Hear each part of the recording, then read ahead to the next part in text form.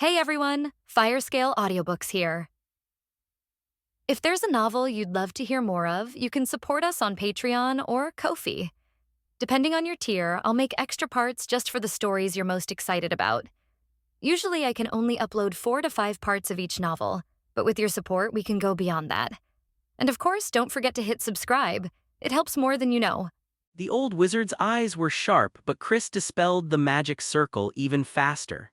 In an instant, the magic that had originally existed as an equilateral triangle vanished, leaving only a faint magical fluctuation whose source was difficult to trace.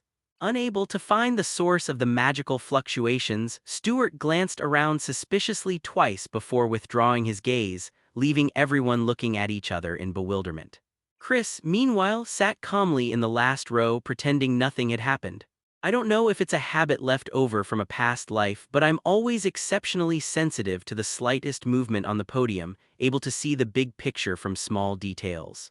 Especially the expression on the old wizard Stuart's face when he looked over was just like that of a teacher who used to be eager to find answers to students' classroom questions. Could it be that I'm mistaken? But that doesn't make sense. I wouldn't mistake this magical fluctuation I've been exposed to for so many years. Slightly disappointed, Stuart muttered a couple of things under his breath and shook his head. He then looked at the crowd below the stage and announced loudly, "Today's theoretical lesson is now over. Everyone, proceed to the practice room for practical magical training." The wizarding apprentices below the stage all lit up. The magic practice room, which was originally only open to novice wizards, could now be entered and admired today. While magic can be practiced in many places, it is extremely rare to practice under the guidance of an elemental-level wizard. Everyone quickly stood up and followed Stuart out of the classroom in order. Chris also stood up, ready to catch up with the back of the group. Just then, a mocking voice came from the side. "Chris, you bottom-of-the-barrel student, what gives you the audacity to attend our noble magic class?" 3 young wizards dressed in purple robes surrounded Chris as he stood up, blocking his way. They were all wearing hoodless wizard robes and appeared to be at the novice wizard level. Chris frowned. He didn't recall ever offending a nobleman, let alone someone at the level of an apprentice wizard. Seeing that Chris remained silent, the leader sneered. "It took him several years to even master the fireball spell. I've never seen someone who's been at the bottom of the academy competition for 2 consecutive years still have the nerve to stay and not drop out." Another apprentice wizard in purple robes chimed in, "You can't even master a fireball spell. Are you going to go into the magic practice room and demonstrate meditation or a magic shield? I'm truly sorry to all of you. I've offended you greatly and I hope you'll forgive me." Chris chuckled, raised his right hand, and a magic circle swirled in his palm, with wisps of flame intertwining to create a dancing flame rose. The leading nobleman's face immediately turned ashen. He stopped his companion who was about to say something and coldly uttered 3 words, "Let him go." Chris didn't stand on ceremony. He waved his hand, swaggered through the 3 of them and followed to the back of the line. "Boss, why don't you stop this kid? Are we 3 apprentice wizards afraid of a mere wizarding apprentice?" A purple-robed apprentice wizard asked the leading nobleman curiously. "You don't understand. Although he just used a basic fireball spell, he used extremely precise magic control to fold it into the shape of a rose. I've only ever seen this level of proficiency in formal-level wizards." As he explained, a bead of cold sweat trickled down the forehead of the leading nobleman. According to the Academy's rules, except in duels, the wizard who initiates a fight will be severely punished, while the attacked wizard has unlimited self-defense rights. If they couldn't resist and started fighting and the opponent truly possessed the strength of a formal wizard, the consequences would likely be far more serious than simply suffering minor injuries. "That's impossible. Chris has always been the worst student in our class. How could he suddenly improve so much after disappearing for a while, unless he's been hiding his true abilities all along, even at the cost of being at the bottom?" Another purple-robed apprentice wizard couldn't help but imagine the scenario. "Don't overthink it, he didn't intentionally provoke us. We'll find out his true strength when we go to the magic practice room and hear the instructor's explanation." The leading nobleman casually summarized a couple of sentences, then quickly caught up with the rest of the class's marching group, accompanied by 2 followers. Led by Stuart, the students arrived at the 5th floor of the tower, the magic practice area. Here, different areas were set up with various magic targets and simulated creatures for students to practice attack and defense magic. Protective barriers were also installed on the walls to prevent magic from going out of control and causing harm. He channeled elemental magic into the metal door, causing the clock-shaped magic circle on the door to begin rotating. When the minute, second, and hour hands all reached 0, the heavy door swung open. This is a training ground that only elemental-level wizards have the ability and right to activate, and most students don't even have the opportunity to use it once a year. Students, please use the facilities as you see fit. If you have any questions, please come to me. After saying that, Stuart gave Chris a meaningful look, found a chair, sat down by the door, and observed the students present. Although nominally a mentor, Stuart himself knew that some students were just there to get credits. They basically wouldn't raise any real difficulties, since real difficulties would only arise after the course started. Only a few students have diligently studied this subject and have their own summaries of experience. Rather than answering the questions of those few students, he was now more curious about whether the familiar fluctuations of traditional ritual magic in the classroom were the work of this underachieving student. He often encountered the other students in the college, but he wasn't so familiar with this bottom-of-the-class student who often disappeared for months at a time. Does he go out to practice his magic every now and then? If one can learn to combine theory with practice and develop a fighting style and magic that suits them during their student years, then their future is indeed bright. It's just a pity that I heard they lack talent and have spent several years learning only the fireball spell. Chris, of course, had no idea what Stuart was thinking. He had a bold conjecture in his mind. If ritual magic could amplify the base damage of ordinary magic, could his previously developed special attack technique, Yongyuan Triple Strike, compensate for the cumbersome nature of ritual magic? If my hypothesis is correct, then this powerful and fast attack skill can quickly become one of my strongest trump cards. The equilateral triangle formed by the 3 ritual magic circles also happens to be 3. So the magic power can be divided into 3 equal parts to produce a precise and equal amount of magic power, thereby enhancing the overall stability and power of the original magic. He turned and found a secluded corner, glancing at the target in front of him, which was protected by layers of magic. He made his move without warning. 3 miniature basic fireball magic circles unfolded one after another in the palm of his right hand, with a faint, suppressed light flowing within them. Arranged in the order of ritual magic into an equilateral triangle, destructive power suddenly condenses within, yet is firmly locked away. Finally, following the operational logic of Yongyuan Sandy, 3 miniature fireballs are summoned, aimed at a distant target, and 2 fireballs are used in turn to propel the 3rd fireball to hit the target. A wave of scorching heat swept across the entire area in an instant, only to dissipate just as quickly. The people inside felt the temperature suddenly rise and then drop rapidly. The students assumed this was a situation unique to the magic training room, since the room was protected by multiple layers of magic, and accidents were unlikely to happen, especially with an elemental-level instructor present. Stuart, who was sitting by the door, immediately stood up and looked around with his sharp eyes. As an elemental wizard, Stuart knew that the heat wave he had just experienced was definitely not from the hot wind coming in through the doorway where he was sitting, but rather from the sudden increase in temperature caused by someone inside using advanced fire magic. But I didn't feel the explosive impact of fire magic. Instead, I caught a glimpse of the magical fluctuations of traditional ritual magic that I had felt in class. Thinking of this, he immediately looked at Chris in the corner, who was frowning and deep in thought, as if he was worried about how to break through the outer layer of the target's defense.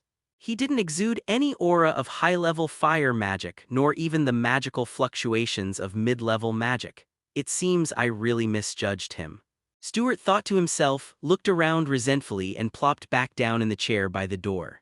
On the other side, Chris was still staring at the sizzling ground, pondering the series of reactions that had occurred after he cast the spell. Once the basic fireball spell is enhanced to its base power by the ritual magic circle, the threefold sunshine spell, which was originally only used to accelerate the first 2 fireballs, indirectly increases the power of the 3rd fireball that hits. Once released, the magic was like a burning arc of lightning, tracing an elusive 7 shape in the air before exploding silently before hitting its target, the bursting energy engulfing it like a raging wave. The first two fireballs acted like two waves charging up the third fireball, combining the remaining energy into the third fireball for a single, explosive burst. The target, protected by layers of magic, was instantly annihilated by this combo attack, leaving only a few remnants of ashes dissipating into the air.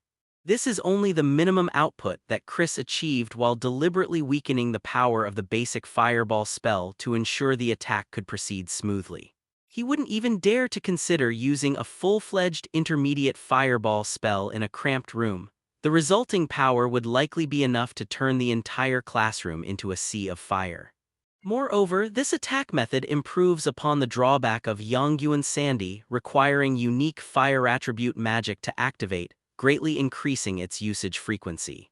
Let's call it triple wave because it can unleash a powerful wave-like attack after 2 charges. Chris looked at the long unseen system panel, system description. Skill name triple wave. Skill category attack magic. Skill level beginner. Skill description: Triple Wave is a composite attack spell that combines a basic fireball spell, a ritual magic circle, and the Yongyuan triple strike technique. The caster manipulates the order of the ritual magic to combine and lock 3 magic circles, forming a powerful energy core. Then, using the casting logic of Yongyuan triple strike, the caster summons 3 fireballs. The first 2 fireballs propel the third fireball with immense speed and power, causing it to strike the target. In the instant before impact, the energy of the 3 fireballs merges and explodes, creating a powerful wave of fire that engulfs and destroys the target. Skill effects: 1. The 3 fireballs formed a figure 7-shaped trajectory during their flight, increasing the unpredictability of the attack. 2. The flame waves generated during the energy fusion explosion have extremely high penetrating and destructive power. Skill characteristics: it combines the basic power of a basic fireball spell with the amplifying effect of a ritual magic circle, making the attack even more powerful. By employing the technique of Yongyuan Sandy, energy is effectively transferred and superimposed, enhancing the continuity and explosiveness of the attack. System prompt: when using this skill in confined spaces, you need to control its power to avoid causing unnecessary damage. In-depth development, remaining attempts, 1. Chris nodded in satisfaction after seeing the system's detailed evaluation. For skills that can be improved to a certain extent on their own, there is no need to specifically expend additional deep development sessions to increase proficiency. Only basic spells, such as the progression from basic fireball to intermediate fireball, which can only be improved through long-term research, require in-depth development to reduce the time spent on research. Looking at the direction of the target attacked with the triple wave technique, it was so fast that it was almost impossible to detect, as if it had really been swallowed up by an unknown wave. Chris walked into the group of people practicing, reduced the power of his magic again, and pretended to attack the fixed target with the suppressed power of the basic fireball a few times. The result, naturally, is that the target remains unharmed, which is the reality for most trainees. Although one's trump card cannot be revealed casually, one's apparent strength should be maintained at a certain level to reduce many potential troubles, such as the 3 troublemakers just now.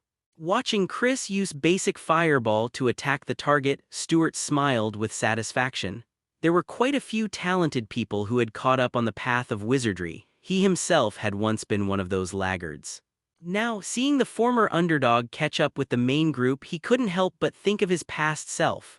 Soon, with questions from several novice wizards and Stuart's public answers, the magic power test class was drawing to a close. The students have a relatively relaxed learning philosophy, with only 2 classes in the morning and free time in the afternoon. The older generation of wizards unanimously believe that practical performance is the proper criterion for judging a wizard's overall quality. Stepping out of the tower surrounded by various magical elements, Chris raised his hand to shield his eyes from the bright sunlight. The long-lost warmth made him feel as if he had returned to his student days. As noon approached, Chris planned to go back to his student dormitory to rest for a while before making further plans for the afternoon. Holding his breath, he stepped into the familiar corridor, reached for the door, and slowly turned the handle. Because he saw a strand of hair that he had previously plucked and was stuck in the crack of the door. They've disappeared. Chris cautiously opened the door, secretly casting a magical shield around himself, making thorough preparations. Upon opening the door, I saw a familiar bed, desk, and chair with no signs of intrusion whatsoever. But he knew in his heart that the hair caught in the crack of the door couldn't have disappeared in just one day. Someone must have entered his room and then quietly left. Remembering his experience of seeing the red goat mask on the wall opposite the door one morning, Chris didn't dare to be careless. He immediately plucked another strand of hair and stuck it in the crack of the door, then closed the door in the same way as before. With a thought, he switched to the perspective of Little Black, a pigeon circling in the air, and observed the area around the dormitory but found no suspicious signs. The blood god cult is truly persistent. For now, I have no choice but to buy some equipment and prepare for a long-term confrontation. Chris touched the goat mask and money bag in his pocket, then silently walked towards the east of the city. The familiar, Zio Hai, stayed nearby to keep watch and see if any suspicious people would enter his dormitory that day. After passing through the gates of the Wizarding Academy and the bustling Adventurers Guild at midday, I arrived at the vibrant East City Commercial Street, where my destination lay. Looking at the bustling city, Chris also felt an urge to explore it. Happiness is better when shared. Perhaps I could ask the church knight Viviana or that purple-haired witch Lyraletta for a date sometime. However, the purpose of my trip was to visit Witch's Workshop, a specialty shop for enchanted items and equipment run by Lyraletta. Regardless of whether the future she divined for herself was reliable, the sheer quality of her equipment certainly demonstrates her wealth and influence. After walking for a short while, a charming little shop quietly appeared. The walls are covered with violets and vines, stained glass windows add a touch of elegance, and the sign for the witch's workshop hangs beneath the eaves.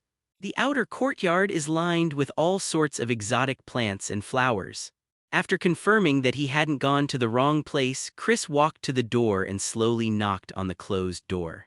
The shop door remained unmoved, except for a disc labeled as capable of being infused with magic. It turns out that this shop, which sells magical items, only serves customers with magical powers and is not open to the general public. Chris understood immediately. He placed his right hand into the disc and infused it with a wisp of pure magic. The tightly closed door slowly slid open a crack. Then the gate opened automatically without any wind, creating a gap for someone to enter. After passing through the entryway lined with flowers and plants on both sides, a row of neatly arranged wooden shelves comes into view after turning the corner, filled with bottles of magic potions containing liquids of various colors. Then there were display shelves showcasing various exquisite magical items. In front of the last enormous bookshelf, the witch Lyraletta leaned against the counter, her full, enormous breasts forming a striking curve, and she slightly raised her eyes to look at the visitor. "So it's you? I've received the goods. To acquire such a large quantity of shadow wolf skulls in such a short time, your team must be quite formidable." A familiar, languid voice came from behind her. She straightened up, her long, fiery purple hair cascading over her snow-white shoulders and her deep, dark eyes gleaming with a captivating light. It was just luck. We happened to run into a few wolves, a blind cat catching a dead mouse.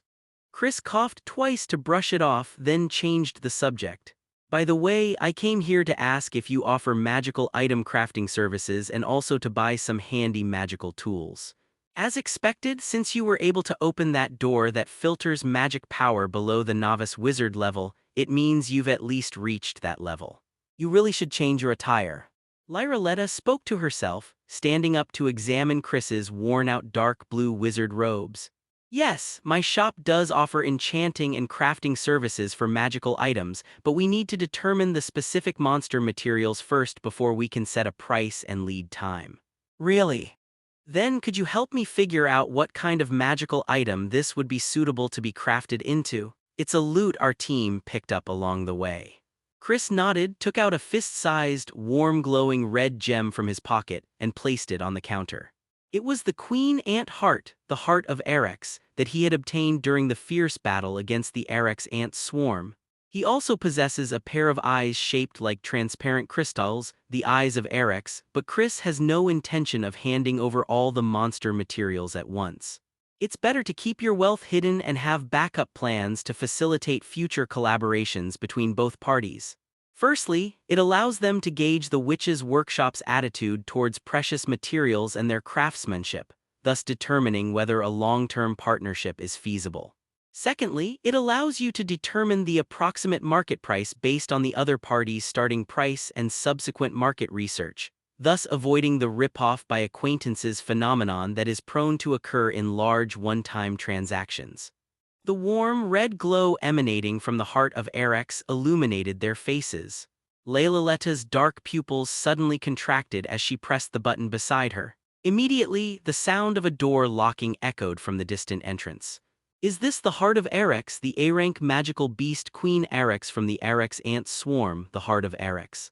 She couldn't help but gasp, then sighed and said, "It's a good thing you got my hands on these precious magical materials. If someone else had seen them, they might have been tempted to kill and steal them." Magical items made from such rare materials are not commonly found even among elemental-level wizards, and they hold an extraordinary allure for wizards of lower levels. Layla glanced at the seemingly calm Chris again, becoming even more certain that the strength of the team behind him was unfathomable. Fearing that this might cause Christine to misunderstand, she continued to explain. To put it simply, any magical item crafted using the heart of Erex will be at least high level, and custom-made magical items of this caliber would cost at least this much. As she explained, Lyretta playfully held up one finger to her lips.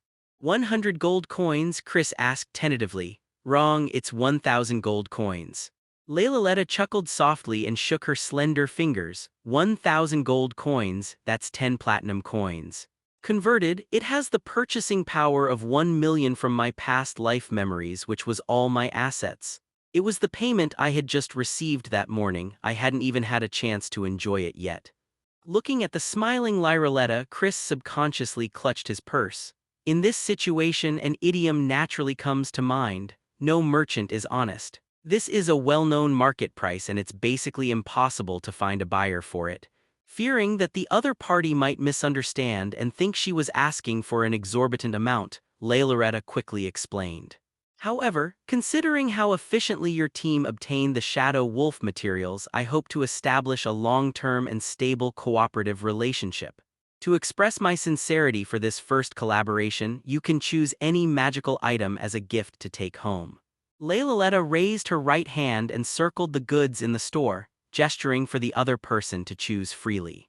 In fact, she wasn't confident that she could find a large amount of Shadow Wolf material in a short period of time, especially since she had heard that there were unknown magical beasts active inside the monster forest that indiscriminately attacked people and monsters who got close, leaving only corpses all over the ground. The wizard before them had brought a large amount of Shadow Wolf materials, helping to alleviate their recent material shortage.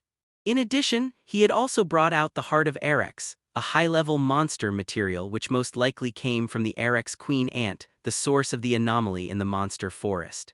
This showed that the entire team was quite strong, and it would be even better to establish a long-term relationship. Chris understood, nodded, and went to examine the display cases arranged on all four sides of the room. Fortunately, the store allowed customers to touch the products to experience their materials and effects. He reached out and touched the smooth, cold surface of a purple crystal necklace, and a familiar mechanical sound rang in his mind at just the right moment. A consumable magical item has been detected. Absorb it. Equipment name: Guardian of Light Pendant. Equipment type: Magic Accessory Pendant. Equipment level: Intermediate. Equipment effect: Mana Recovery. Recovers a small amount of mana per minute. Recovery efficiency doubles at night. Shield trigger: when receiving fatal damage, a shield is automatically triggered, absorbing damage equal to the wearer's maximum mana. Equipment restrictions: wearer's level: magic power must be at least at the level of a trainee wizard. Mana cost: when the shield is triggered, it consumes a certain amount of mana from the wearer. Even a random item I picked up in the shop turned out to be a mid-level magical item. Christine's pupils contracted slightly. It seemed this shop was quite powerful.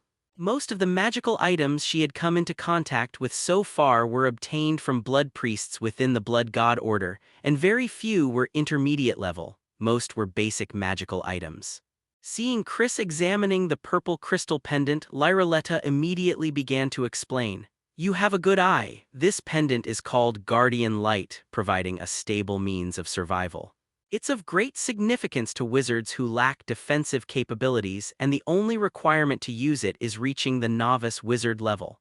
As an intermediate-level magical defensive item, it can even rival high-level magical items in some regions.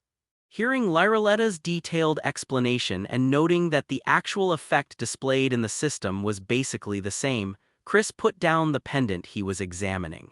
It seems this witch genuinely wanted to build a good relationship with me, explaining the details of her goods clearly, unlike other shops that might bully customers or try to pass off inferior goods as genuine. It's clear you know your shop's products very well. Wouldn't it be faster to just ask you for recommendations on the magical items I want to use?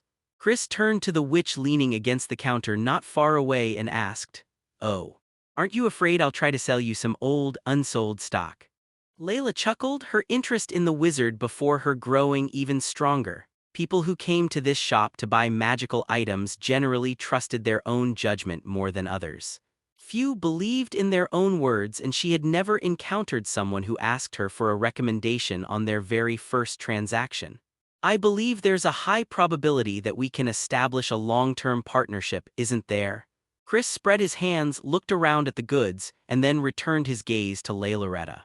Interesting. For a practical wizard, a handy and suitable magical tool is indeed far more useful than an inconvenient or difficult-to-use one. And the shop does have some tools that are difficult for ordinary people to use, and only a few can use them, provided they meet your needs. Lyretta recalled the divination she had seen earlier, which predicted the future of two suns appearing in the sky at the same time, and spoke with great interest. What I need right now are magical items that require the most magic power to use. After a moment's consideration, Chris stated his request directly. Currently, I possess Magic Shield and Explosive Flame Barrier on the defensive side, Intermediate Fireball on the offensive side, and Serpent Meditation and Breath of Fire on the basic level. However, my only trump cards are Threefold Sunshine and Triple Waves. If you encounter a stronger opponent and find yourself in a tough battle, having more fancy skills can only serve as icing on the cake. Increasing the number of aces may play a more crucial role in future battles. Moreover, the huge drawback of high mana consumption that is a major flaw for other wizards is not a problem at all for him, who has infinite mana. It is a case of one man's poison is another man's honey. Of course we have those, you want magical items that require a lot of magic power to use. As Loretta pondered the list of magical items remaining in the shop, she suddenly realized the absurd prerequisite that the other party had proposed. It should consume as much magic power as possible. The vast majority of magical items are designed to be portable, efficient, and low consumption. Only a very few mad creators and warmongers design powerful magical items that exceed the limits of a single person's ability to carry them. These types of magical items are rarely found on the market, except for some specially made magical items crafted by elven artisans for their naturally high magic power warriors. And he happened to possess a secret treasure passed down from the elven race which had been gathering dust for a long time due to excessive wear and tear from daily use. In terms of quality alone, it already qualifies as a high-level magical item. Unfortunately, if it cannot be used, even the most advanced item is useless. Although she believed the person before her possessed a certain level of skill, she still felt it wasn't enough to control the magical item. So she spoke softly, I do have a magical item here that matches your description, but you should think carefully before choosing it. This shop doesn't offer after-sales service. Chris readily replied, Of course. I'll know if it's usable after I try it out. There's no need to return it after I leave. Seeing that the customer insisted on trying, Loretta stopped being mysterious and took out 3 keys of different shapes, simultaneously opening the triple locks at the bottom of the counter. She then brought out a small wooden box and placed it on the counter. The surface of the box was engraved with intricate magical runes, and a vibrant green leaf covered the surface. An extremely rich aura of magic wafted over. A consumable magical item has been detected. Absorb it. As the familiar notification sound rang out, Chris couldn't help but look at the silver-white amulet inside the exquisite wooden box. Equipment name: Ethera's Guardian. Equipment type: magical accessory amulet. Equipment levels: legendary. Equipment effect: mana drain, drains the wearer's mana daily to maintain the amulet's activation, significantly reducing the wearer's mana regeneration rate. Life Guardian: when the wearer suffers fatal damage, the Life Guardian effect is automatically triggered, consuming the magic power absorbed daily to form a powerful shield that lasts for 10 seconds, resisting damage until the magic power is exhausted. Starfall Torrent: when the amulet is active, it can draw all of the wearer's current mana to unleash a powerful area of effect attack spell. The duration and range are proportional to the amount of mana drawn. Equipment restrictions: magic requirement: the use of the amulet requires the wearer to have a high level of magic reserves or to replenish magic in a timely manner, otherwise the life protection effect may not be triggered. Known rare materials: rare metal starshine silver, elven life tree branch. It's a legendary magical item. The negative effects of absorbing mana and reducing mana regeneration rate are negligible to me. It's a passive defensive skill with an extremely high minimum level and an active offensive skill that can reach its maximum potential. No wonder it's rated as a legendary treasure by the system. Chris's breathing suddenly became rapid, but he quickly regained it through the subconscious practice of fire breathing. Then why is it described as just a high-level magical item? Was there a discrepancy during the testing process, or is the system's rating only applicable to itself? Layla didn't notice Chris's sudden rapid breathing, recalling the amulet. This amulet was left behind by the previous shopkeeper who couldn't sell it. It was said to be a rare item obtained from the elves, but unfortunately it could only be used by elves and had little value to humans. She sighed and continued, because most races have a fixed aptitude for magic, but their lifespans are limited. Although humans occasionally produce exceptionally talented wizards, the overall quality of the wizarding community is still highest among the elves, simply because they live the longest and therefore their magical potential is naturally higher. This amulet requires a constant drain of magic to maintain its activation, which is a considerable burden for any wizard. Have you thought this through? No problem, I'll take this amulet, a friend of mine needs it. Upon hearing the explanation, Chris simply nodded and agreed to accept the amulet. Seeing this, Layla breathed a sigh of relief, closed the box and handed it to Chris. Finally, this treasured item that I no longer need has been given away, and it no longer needs to be kept as a family heirloom, which is something to be thankful for. Chris took the box with both hands and continued to ask, so what kind of magical items can the Heart of Erex be made into? Faced with this question, Lyraletta was clearly much more confident. Without hesitation, she replied, the Heart of Erex, as a powerful source of magic, can fully unleash its power in any form of magical equipment. It depends on which type of magical effect you prefer. The finished product will most likely be of high quality, with a very small chance of being mid or legendary.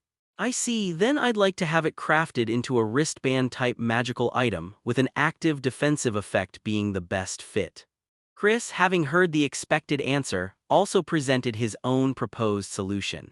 With the passively triggered shield provided by the legendary amulet Ethera's Guardian, one only needs to address the shortcomings in active defense to achieve a significant overall improvement in defensive capabilities. Once you no longer need to use your hands for defense, and those freed hands can then be used to unleash offensive magic, your attack power will effectively increase by a whole new level. No wonder there's a saying in the academy that a wizard's total wealth determines their minimum potential. An ordinary wizard who is equipped with enough valuable magical items can indeed significantly increase their stable minimum potential. In addition, since wealth should not be flaunted, the strength displayed can only be a small part of the overall strength. Amulets and bracers, which are personal magical items, are easily hidden under a wizard's robe, while conspicuous rings and flashy wands will only attract the attention of larger enemies. Of course, but if it's custom-made, you'll need to pay a 1/10 deposit first and the wristband will take about a month to make. Is that acceptable? Layla responded skillfully, took out paper and pen, and quickly began registering. That's acceptable, this is a deposit. Chris took a platinum coin from his purse, placed it on the counter, and moved it next to the heart of Erex. Loretta, who was writing furiously, quickly finished her reply, tore it off the page, handed it to the other person, and then extended her delicate right hand. It was a pleasure working with you, I'll come again when I have time. Chris was taken aback. He took the receipt and also reached out his right hand to grasp the other person's right hand, feeling a cool and smooth sensation. I wish us a pleasant cooperation. After leaving the witch's workshop, Chris unfolded the paper receipt that showed a transaction amount of 1,000 gold coins, a deposit of 100 gold coins, a term of 1 month, and the location as the witch's workshop, and looked at it again. After confirming that everything was correct, he carefully placed it into the inner pocket of the wizard's robe. Although the legendary amulet that was just given away was more valuable to me, this bracer, which required the heart of Erex and 1,000 gold to craft, was a real ripoff. However, after deducting the 9 platinum coins used to pay the remaining balance, there were still 39 gold coins left in the purse, which was indeed a huge sum for him at the moment. His monthly expenses were at most around 1 gold coin. If he had to save up to buy equipment by cutting back on his food and clothing, he would never know when he would have saved enough. This shows how precious magical items are. Now that the plan to prepare the magical equipment has been put into practice, there's only one place left for me to go to today. Synchronizing with the familiar Little Black's field of vision, it can be seen that no one has approached its room in the past few hours.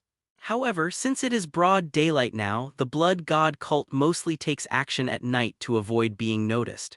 In other words, I should prepare as soon as possible during the day to deal with any emergencies that may occur at night. Chris looked up at the setting sun and took out the cross from his pocket. The pure silver cross reflected a golden glow in the sunset, evoking some of my memories. He remembered the last place he was to visit that day, the Church of Wings of Glory. Heading north, you'll find the Cathedral of Glory, which borders the affluent neighborhood. The northern part of Gar is the most prosperous area of the entire city, where magnificent and resplendent decorations complement each other. Indeed, no matter the era, faith is always the most valuable thing. Chris looked at the facade of the cathedral before him. The stained glass windows shimmered with golden light in the setting sun, highlighting the solemnity and sanctity of the ancient church. Although it wasn't his first time there, he still stepped forward and gently knocked twice on the wooden door. "Excuse me, is anyone still here?" There was only silence in response, and Chris frowned. In my memory, the church never closed its doors before the sun had completely set, nor did it leave the main hall entrance unattended. I remember visiting once before when I escorted Viviana back to the church dormitory. Back then, it wasn't closing this early. Had something happened? Chris's heart tightened. He then shook his head, denying his own deduction. With bishops-level experts stationed there year-round, along with members of the knights and their agents, the church was undoubtedly one of the safest places in Gar City. If this place isn't safe either, then the entire city of Gal would probably be in chaos long ago. At that moment, a peculiar smell wafted over. Chris sniffed. It wasn't the memorable smell of blood, but rather a faint, sweet aroma of toasted bread and vegetable soup. It turned out to be a false alarm, and he breathed a sigh of relief. He guessed that the believers were devoutly holding a Holy Communion ceremony, and it was inconvenient for them to come and open the door. At the same time, the heavy wooden door creaked open slowly, and a nun dressed in a dark robe and wearing a white headscarf stepped out, holding a string of wooden prayer beads in her hand. Upon seeing Chris at the door, she nodded slightly in greeting, and a gentle voice said, "Good evening, sir. The church was just holding a Holy Communion service, so there may have been some delay. I hope it didn't disrupt your schedule." "No, that's not true. I just happened to be passing by and hope I didn't disturb your sacred ceremony." Chris quickly explained that he knew the Holy Communion ceremony they were performing represented their respect for the supreme deity of their faith and should not be easily disturbed. "It's nothing, just a small pre-meal ceremony which has been completed long ago. My name is Bate and I am the gatekeeper of this church. May I ask what brings you here?" Sister Bate stepped out of the church, took 2 quick steps to Chris, and looked him straight in the eye with keen eyes, asking directly, "My name is Chris. I was invited by a friend to exchange this token for some information." Chris pulled a pure silver cross from his pocket and showed it to the nun. Although he wasn't yet certain whether he could be considered a friend of Adrian, the church's official representative, having the so-called token in hand meant that unless the other party was lying, there shouldn't be any major problems. Sister Bate, who called herself the gatekeeper, softened her gaze instantly upon seeing the pure silver representative cross and turned to invite him in. "Respected visitor, please come in." Chris nodded and stepped into the renowned church. The interior of the church was surprisingly warm and comfortable. In addition to the wooden benches and soft kneeling cushions, there were small tables and chairs in the corners, and murals depicting various miracles hung on the walls. Sister Bate followed her into the church, casually closing the doors behind her, leaving only rows of lit candles for illumination. "Since you have received this agent's cross, it means that you have been recognized and recommended by the official agents of our Wings of Glory Church, and you are qualified to join the ranks of agents, enjoying the same qualifications and treatment as other church members." After gesturing for Chris to sit down, she sat down opposite him and began to explain. Chris, sitting on the wooden bench, was taken aback. He hadn't expected that Adrian wanted to recommend him to teach the contemporary walkers. Perhaps it was because he had saved a group of children and shown mercy in the battle that the other party had misunderstood. What are the responsibilities of a proxy within the church? Once someone joins, can they leave? Chris stroked his chin and voiced his doubts. After all, one should always be wary of others. If one were to sign a contract of servitude without fully understanding the situation, everything would likely become extremely difficult. You can rest assured about this. Agents and adventurers are similar in nature, essentially special mercenaries exclusively for the church. They earn rewards by accepting missions issued by the church periodically, and accepting these missions is not mandatory. Except in special circumstances, it is only required that the agent complete at least one mission issued by the church each year, confirming their continued commitment. If an agent has not accepted any missions for more than a year, it is considered an automatic resignation, and rejoining will require a formal introduction from an agent. Sister Bate explained slowly, then suddenly changed the subject.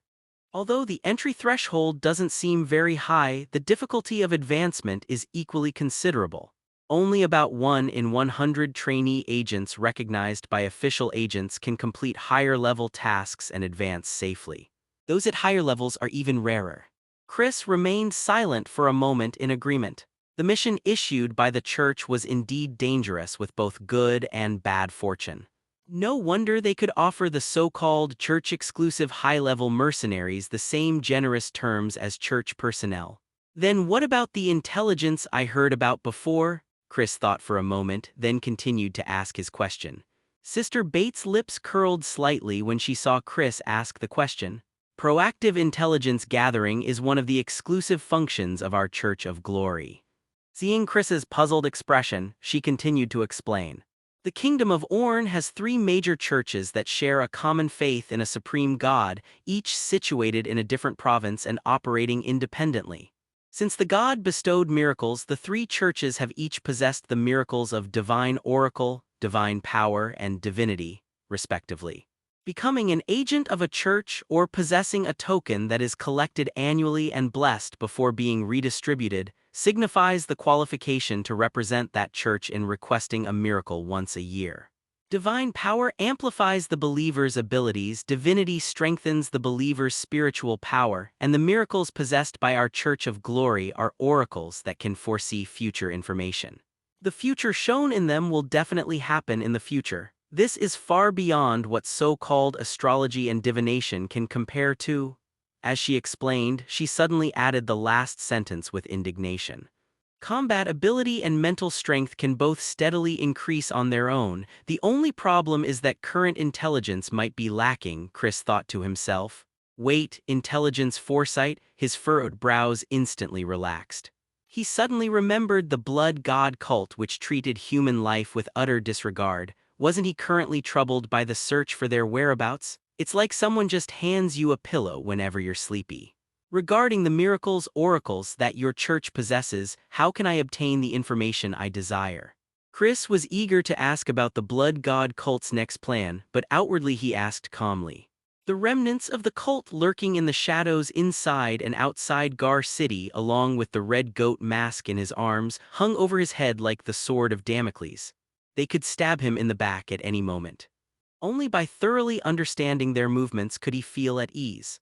Well, all you need to do is sit under the icon in a church during the prayers of priests and higher-ranking clergy, holding the token that is blessed annually from church headquarters in your hand and silently reciting what you want to know. You'll then receive fragments of information. However, the greater the impact of an event on the world, the fewer fragments of information you'll be able to obtain. Sister Bate explained logically, then added. Furthermore, based on the points earned by the agent after completing the mission, they can exchange for various blessed or enchanted magical items. The highest level of these items can even reach the level of sacred relics that cannot be normally circulated on the market. Relic level. Is that above legendary level? Chris pondered for a moment. The highest level magical item he had ever encountered was the legendary level amulet he possessed, Azura's protection. He hadn't expected there to be something even higher than that. That's right, magical items are divided into basic, made with common materials, intermediate, made with advanced craftsmanship, high grade, extremely rare on the market, legendary, related to specific historical events or heroes, relic grade, related to ancient civilizations or deities, mythical, existing in various mythologies, and world-destroying, only existing in theory. Given our church's profound heritage and close ties to the gods, we can provide magical items up to the relic level. Seeing Chris's interest in the magical items, Sister Bate patiently explained them to him, since recruiting new members was one of the performance targets that every church needed to achieve. All right, thank you for your explanation, Sister Bate. If what you say is true, then I am willing to join the agents of the Church of Glory, but I need to use my Oracle qualification immediately. Chris nodded slowly, expressing his gratitude, and then made his corresponding request. If you can immediately get the information you want through the Oracle, then joining is fine since it doesn't conflict with your steady development plan. Besides, you can also accept quests to exchange for magical items without being forced to. Welcome to the team, Chris. Congratulations on becoming a trainee agent. If you wish to proceed with the Oracle ritual immediately, please follow me. Sister Bates smiled and naturally stood up to lead the way. Chris nodded and followed the other person's directions. After passing through 7 or 8 similarly styled stained glass corridors, they arrived at a more spacious church. The wooden chairs, kneeling cushions, tables, and other items that should have been placed nearby were gone, leaving only an empty altar with a huge golden cross standing in the center. Chris, this is the place beneath the icon inside the church. The fact that you've reached this point safely means you're not a heretic or evil spirit. If you wish to receive an oracle, approach the icon, grasp the cross in your hand, and imagine the future you wish to know. After Bate finished explaining, she gripped the cross pendant around her neck tightly with both hands, knelt solemnly on one knee, and began to pray toward the golden cross. The crucifix in Sister Bates' hand, the golden crucifix on the altar, and the sterling silver crucifix in Chris's hand seemed to form a strange connection, like the Trinity. Feeling the slight vibration of the cross in his hands, Chris followed suit and gripped it tightly with both hands. He walked to the golden cross, which was as tall as a person, and imagined his recent encounters with the Blood God cult, silently reciting his desire to find out the Blood God cult's next move.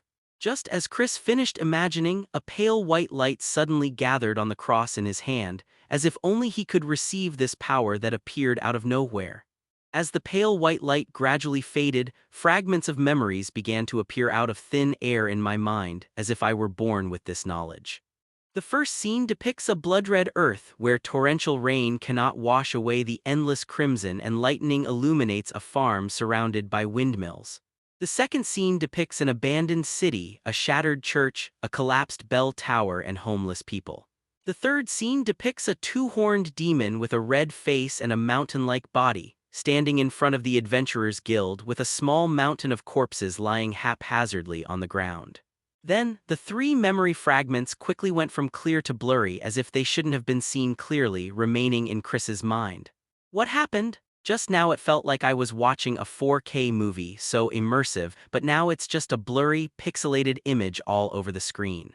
Chris was completely bewildered. He slowly loosened his grip on the cross and the pale white light had completely dissipated. He watched Sister Bate finish her prayer and stand up and fell into a brief silence. The first two segments could perhaps be interpreted as uncontrollable disasters caused by natural calamities, but the two-horned demon image that appears in the last segment matches the description of high-ranking demons in the blood god ritual that he unexpectedly obtained in the blood god cult. In particular, the golden sword and shield banner hanging at the entrance of the Adventurers Guild in front of the two-horned demon marks the location of the Adventurers Guild in the central district of Gal City. Could it be that the blood god cult is about to make a major move, and this operation is very likely to be completed in the short term and will eventually erupt completely within the city of Gal? If Sister Bates' prediction is true and the oracle will indeed come true, then does the scene in the memory fragments, where the two-horned demon occupies the center of the city, and the church and academy are reduced to ruins, indicate that the highest fighting force within Gar was either defeated or absent at that time?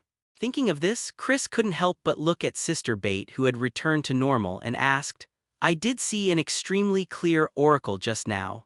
To avoid offense, I'd like to confirm whether such a vivid memory will remain in my mind permanently and won't become blurred." Bate paused for a moment, then laughed. "It's understandable that you have that question. Many trainee agents find the realism of the scenes they witness after receiving the oracle unbelievable. In fact, the clearer the vision, the greater the likelihood of that future occurring. Since the beginning of history, the images conveyed by divine oracles have never actually become blurred." Bate added confidently, "The clearer the scene, the greater the likelihood of it happening." Chris astutely grasped the key information in the other person's words, and in the other person's mind, the scenario brought about by the oracle could not possibly become ambiguous. What I had just experienced was an extremely clear scene, but it became blurry after it was loaded into my mind. Does that mean the problem might lie with oneself? In other words, one may have the ability to make originally clear pieces of information blurred. They possess the power to change the future. All right, I see. The oracle truly possesses extraordinary power. Chris nodded in agreement. He naturally couldn't reveal his true experiences lest they be interpreted as blasphemy or taken in for research. It was safer to keep his story hidden. There's actually a hierarchy among the agents. Someone like you just starting out as a trainee agent is at the initial level. Above that are 3 ranks: full agent, trainee holy inquisitor, and full holy inquisitor. Each rank you advance grants you access to more missions and an extra opportunity to receive a divine oracle each year. If you want to experience more miracles, you'll have to work hard. Seeing that Chris was also marveling at the greatness of the miracle, Bate nodded in agreement and continued to explain the rest of the information. "Thank you for your patient guidance, Sister Bate. It's getting late, I'll visit again another day." Chris bowed slightly, put the cross back in his arms, and prepared to leave along the way he had come. Sister Bate, seeing this, also stepped forward to see the guests off. "There's no rush. As fellow members of the church, novice agents are allowed to stay overnight in the church's guest rooms." Chris, who had just stepped halfway out the door, paused upon hearing this and turned back to ask, "By the way, does the church have any suitable assignments for trainee agents lately?" "Oh yeah. Gar City, Octavia Wizarding Academy, Student Dormitory." Chris connected with his familiar little black's vision, checked the surroundings again, and found nothing unusual. He then pushed open the door, looked at the familiar black hair floating in the air, and quickly locked the door. "It seems that no singularities have occurred so far, and I still have some time to prepare." First, I cast a magical shield on myself, then sat cross-legged on my long unused bed. The familiar soft touch came over me like an old friend I hadn't seen in a long time. But in reality, we hadn't seen each other for just over a day. Perhaps it was because of all the things that had happened in the past few days that I was extremely tired. "Calls." After taking a deep breath, the burning sensation rushed to the top of my head, instantly clearing my mind. First up is this legendary amulet, Aethera's protection. Chris took out an exquisite wooden box from his pocket, opened it, and carefully hung it around his neck. With a cool touch, a powerful suction force emanated from the amulet, and the user's magic power began to rapidly drain away, being continuously absorbed by the amulet. In the next instant, the magical power that surged within him seemed to find a long-awaited outlet, with torrents pouring into it one after another. The amulet instantly glowed with a green light, indicating that it was fully activated. The soft, non-glaring green light made Chris feel safe and comfortable.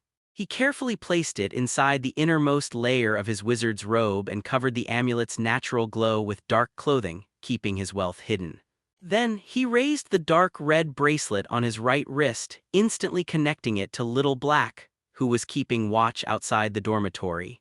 He used his heightened senses to survey the surroundings and confirmed that there was nothing unusual. Finally, he sat upright and began to ponder the last piece of information he had received from Sister Bate. When I asked the trainee agent about suitable tasks, I only received one reply. Not long ago, a relic-level magical item kept by the church in Gar City was stolen. According to the description, it was a ring with a black outer shell and a shape like a red eye, which was extremely dangerous. If you encounter an emergency that requires immediate reporting to the church and maintaining a safe distance to evacuate the surrounding crowd, providing relevant information about the items can be considered a basic merit, which can be exchanged for a basic magical item from the church.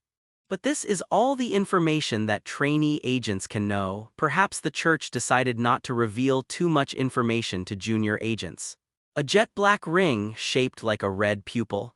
Chris tried to recall whether the two-horned demon wore a similar item in his memory, but only a blurry image appeared in his mind, so he had to give up. As night deepened and the moon shone brightly, Little Black outside the window suddenly twisted its neck, conveying a dangerous signal.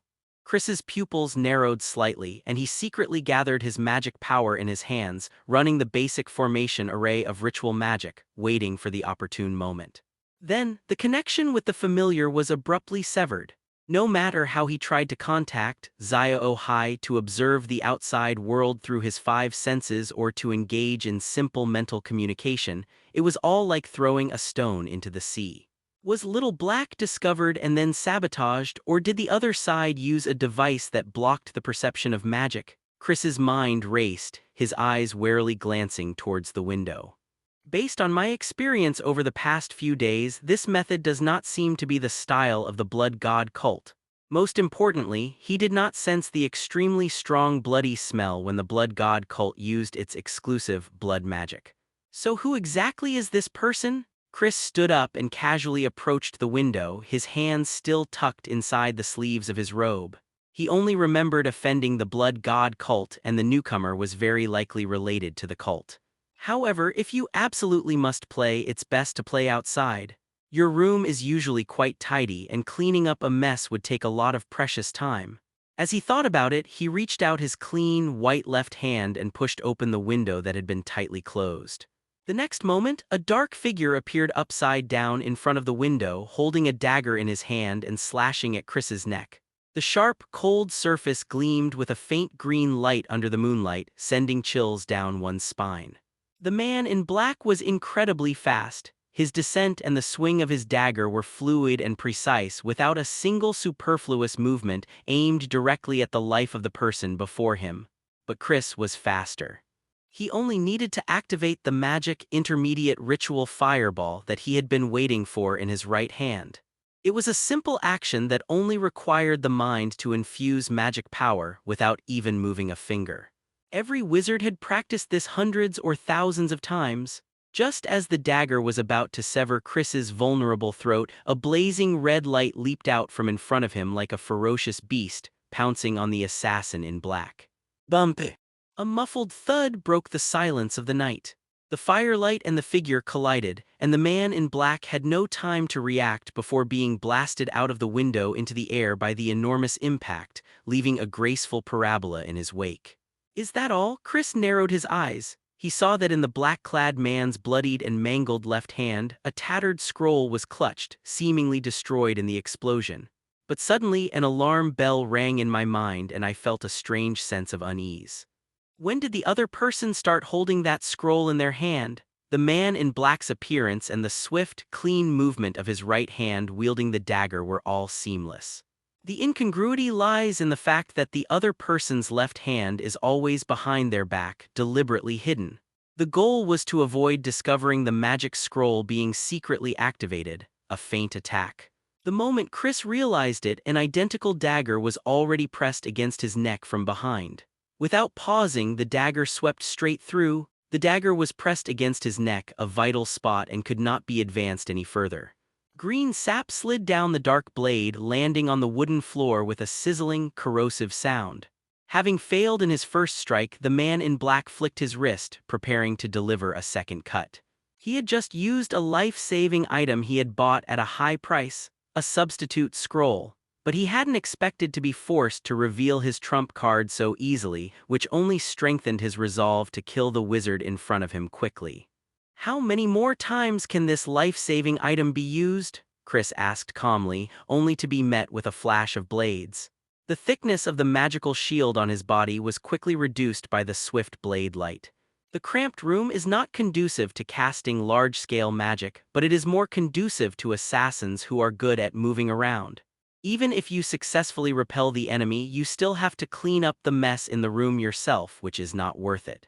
Chris calmly scanned both sides of the room, took 2 steps onto the windowsill, and jumped directly out of the wide-open window.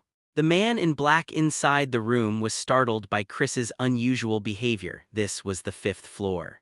But after only a slight hesitation, he was about to leap out after them. It's too late to catch up now.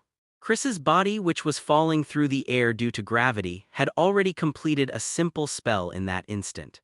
A new magic circle was formed by interwoven red light from the palm of her right hand. Explosive flame barrier was activated. The man in black, who had just started to move, tried desperately to retreat, but was still thrown against the fire wall right next to the window due to inertia. With a series of explosions, the man in black who had leaped into the air was blasted back into the room, where he fell silent. Chris, falling through the air, knew that even if he crashed to the ground, his magical shield and legendary amulet would ensure his safety. However, just to be on the safe side, the spell was cast during the fall, and basic fireball was activated at the moment of impact with the ground. The fireball burst into sparks that scattered in all directions, and the force of gravity as it fell was quickly counteracted by a reverse impact. It even pushed him a few centimeters into the air before he landed safely. Chris secretly breathed a sigh of relief. This was also the first time he had performed such a high-risk maneuver. If he hadn't recently improved his control over magic, he probably wouldn't have landed safely. As his feet touched the ground, Chris could feel his connection with his familiar little black being re-established. Sure enough, someone must have cast some kind of spell to block my magical senses when I first entered the room, and now that I'm outside the room, it's no longer effective. Connecting with the familiar's consciousness, one sees a white dove circling in the air above, opening its eyes and surveying its surroundings. Intuition told him that this was not a simple assassination attempt, and it must be related to the previous blood god cult. Not wanting to miss the slightest movement, Chris habitually began to check. From a top-down perspective, the surrounding scenery is laid out before you. Suddenly 1, 2, 3 figures emerged from the darkness, slowly approaching diagonally, forming an encirclement. In Chris's current vision, 3 shadows that had already blended into the night had formed a 3-sided encirclement, surrounding him in the center of the open space. Clearly, this is an organization specializing in coordinated assassinations with extensive experience in such operations. The 3 had a well-thought-out plan. They knew that while Wizard's magic was powerful, it couldn't cover everything, especially attacks from multiple directions which would overwhelm them. This was why Wizards usually had several guards. As the 3 approached, the magic circles in Chris's palms beneath his robes quietly activated. "The 3 of you, is there something you need from me?" Chris chuckled, glancing at the 3 blurry shadows in his field of vision. The 3 figures paused simultaneously and no one answered. With their stealth skills, how could a wizard apprentice possibly see through their deception? Does he possess magical tools for reconnaissance, or is he trying to trick them into revealing themselves? In fact, it would be extremely difficult for Chris to discern the 3 blurry figures around him with the naked eye at night. However, by using the familiar's top-down perspective to switch from first-person to third-person combat, he could see the 3 shadows that seemed out of place with the surroundings. After a long silence, one of the shadowy figures emerged. Boy, according to the rules of our organization Shadow Harvest, the dying have the right to know our name. Blame it on you for offending the wrong person. It's worth 4,000 gold coins to buy the life of a wizard apprentice. 4,000 gold coins? Chris was shocked. He had only earned 1,000 gold coins for the quest to collect Shadow Wolf materials which he had risked his life to complete, while the person who wanted to buy his life was offering 4,000 gold coins. This is a price that no ordinary individual can afford. Even within the city of Gal, aside from a very few wealthy individuals, only a few major merchant guilds and organizations have the capability to pay this price. There is probably only one organization that I have offended. Since I can't escape anyway, tell me if the Blood God cult hired you to assassinate me? Chris lowered his eyes, pretending to give up, and asked tentatively with a sigh. You're pretty smart, kid, that's true. The man in black who had spoken to Chris spoke slowly and deliberately, gradually moving to a distance of 3 meters from Chris. At this distance, even if Chris used magic to counterattack while on the verge of death, he was confident he could handle it. At the same time, a gloomy voice sounded from behind Chris.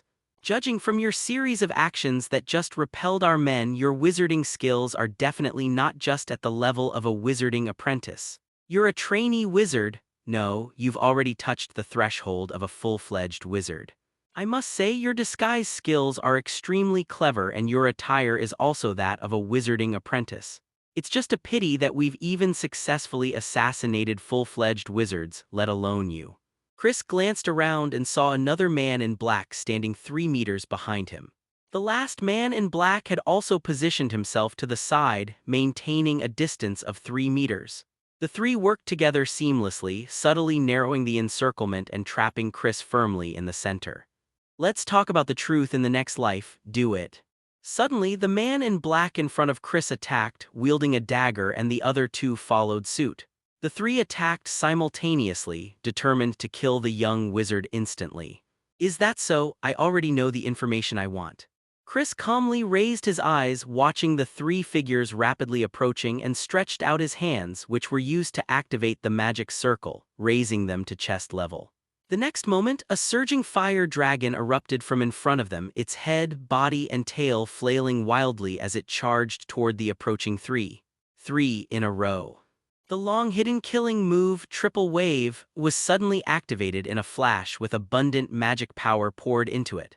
The surging flames instantly engulfed the three people dressed in black, forcing them to turn around and retreat. You little brat, you actually cheated! One of the men in black cursed angrily, then was forced to retreat repeatedly by the flames. It's just a matter of reciprocity. Your organization accepted the commission to assassinate me, so you should naturally be prepared to be killed in return. Besides, you were just stalling for time to get closer to me, weren't you? Chris chuckled, and with a wave of his hands, magic flowed into the magic circle, making the firelight even brighter. The three men gritted their teeth and ran in 3 different directions, trying to escape the cover of fire. But how could an ordinary person's foot speed outpace a spell that had been stored up for a long time? In the horrified gazes of the three, the flowing flames, like a fire dragon soaring into the sky, continued to grow stronger until the 3 figures were completely engulfed in the flames. As the smoke cleared, only 3 daggers and the lingering smell of burning remained. Had all 3 of them already been reduced to ashes in the flames? Chris frowned slightly and stepped forward to investigate. However, he hadn't infused that level of magic into the magic circle. Based on his estimation, he could still leave behind a complete corpse, and he also wanted to obtain some potentially useful clues from the body. Upon approaching the 3 daggers, one could see that each dagger had a small fragment of a scroll embedded in its tip, which could only be seen upon closer inspection. Oh no, Chris quickly looked around. At the same time, he quickly recalled the life-saving method used by the first man in black when they encountered him. These were 3 already used substitute scrolls. I have to admit, you're the most difficult wizard I've ever encountered to kill. You've been hiding your strength for years, even concealing a deadly move that caught us completely off guard. But this is where it ends. A familiar voice came from the darkness on the left. 3 people dressed in black reappeared from the surrounding shadows, this time even closer, only 2 meters away from Chris. The man in black on the right immediately launched into a tirade. "You used up 3 of our substitute scrolls in one go. Do you know how precious that is? This deal won't even break even. I'm going to slice you to pieces later." The man in black behind him said in a deep voice, "Further words are useless. Just sever his limbs first, lest things get complicated." Even if this kid originally had a killing move, he definitely can't use it again in such a short time. The 3 worked in perfect harmony. Although their black clothes were badly damaged, they were unharmed thanks to the substitute scroll, and they attacked again. It seems the substitute scroll they mentioned is indeed a good thing, allowing one to escape from a situation that would otherwise be certain death. Chris thought to himself as he watched the 3 shrink back into the encirclement. "The 3 of you are indeed experienced assassins. You even know that wizards cannot unleash the same powerful spell repeatedly in a short period of time. If it were an ordinary wizard, they would probably have already fallen at your hands." Seeing that the 3 were even more imposing than before and were heading straight for his limbs, Chris remained calm. He dispelled the magic circles on his hands, which had already run out of magic power, and exhaled a hot breath, then clapped his hands together. "But when did I ever admit that I only had 1 card left? All fire attribute magic power used to construct an additional magic circuit through Breath of Fire is consumed, and Threefold Sunshine is activated." A crimson magic circle suddenly appeared in his palms and spun around, filling up in an instant. The wizard's most powerful weapons are the ability to calmly calculate in the heat of battle and the endless stream of trump cards. A pillar of fire, even larger than the previous fire dragon, appeared and roared out even faster, drawing a beautiful 7-shaped arc in the air with lightning speed. Just as one of the men in black was about to speak, flames erupted from his face. The 3 black figures were instantly engulfed by the torrent of crimson flames, turning into ashes. Chris turned and left without looking back at the explosion that was coming from behind him. Even if the opponent had several more substitute scrolls, they wouldn't be able to react to that attack speed, withstand that intense explosive force, or escape that wide attack range to survive. Ding ding ding. 3 crisp, tinkling sounds rang out behind me. Switching to the familiar Little Black's perspective, 3 daggers fell to the ground after the vortex of flames dissipated. These 3 daggers weren't destroyed in that last attack, so they must be some kind of special magical equipment. As Chris pondered this, he turned and approached the 3 daggers lying on the ground. "A consumable magical item has been detected. Absorb it." Equipment name: Shadowweaver's Dagger 3/4. Equipment type: Weapon Dagger. Equipment level: Beginner. Equipment effect: Power of Shadows. When used at night or in dark environments, it can blend into the environment and become more difficult to detect. Shadow interweaving: attacking the opponent's shadow with a dagger will cause the opponent's main body to take the same damage. Not activated. This is still an unfinished piece of equipment. Chris raised an eyebrow and looked at the 3 daggers in his hand. This is definitely not your average basic equipment. It might be able to be combined into a more advanced magical item, but I don't know where the final piece of the puzzle is right now. Moreover, the synthesized melee weapon is not suitable for someone like me who is a wizard. The time and effort required to collect it may outweigh the benefits. Therefore, Chris decisively chose to absorb the dagger, which had the level of a low-level magical item, 3 times.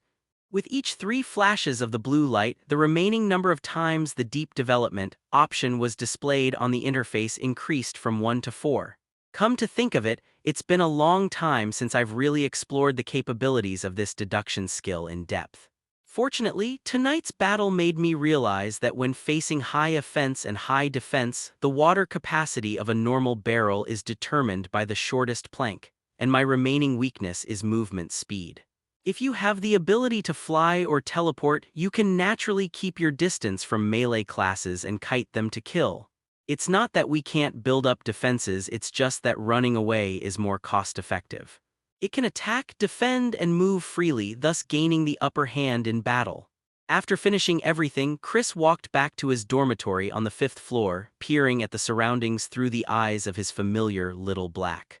The student dormitories at Octavia Wizarding Academy are not located on campus, and therefore there is no mage tower nearby for protection, which is why the assassin organization and the blood god cult were able to come looking for them. Therefore, the series of explosions that had just occurred did not cause much of a disturbance. Wizarding research was always fraught with danger, and the nearby residents were already used to it. However, the noise late at night did occasionally elicit a few curses such as, "Don't you let people sleep at this hour." With nothing else amiss, Chris approached his weathered dormitory. The empty room contained only a conspicuous half-open window. A question arose in my mind. Where is the body of the man in black? Looking at the slightly charred floor, Chris could confirm that these were the marks left by the first man in black who had just fallen. Even after forcing out the opponent's trump card, a close-range explosive flame barrier failed to completely kill them. Unlike low-level monsters and magical creatures that only charge around recklessly, humans possess the ability to think and can pull back from the brink when faced with danger. Therefore, the weakness of magic that combines offense and defense is that it is not very proactive in attacking and is difficult to defeat in one blow against enemies who are trying to survive by cutting off their tails. It's a shame they just slipped away so quietly.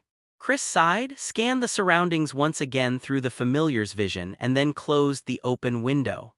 In a grove of trees some distance from the student dormitory, a dark figure leaned weakly against a tree trunk, its breathing almost stopped.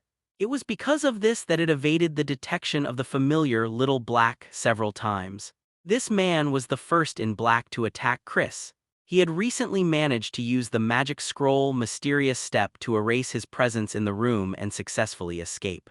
He was raising his arm to examine the 4 rose petal marks etched on his forearm. This is a temporary mark they imprint when their internal groups take action. Those who carry this mark act together, sharing life and death. At this moment, 3 of the 4 petals on the forearm have faded, leaving only the last one gradually fading in color. I didn't expect that kid to be so well hidden. Even with all 4 of us attacking, we still wouldn't have fared well. If we had all gone all out from the start, we might have had a chance.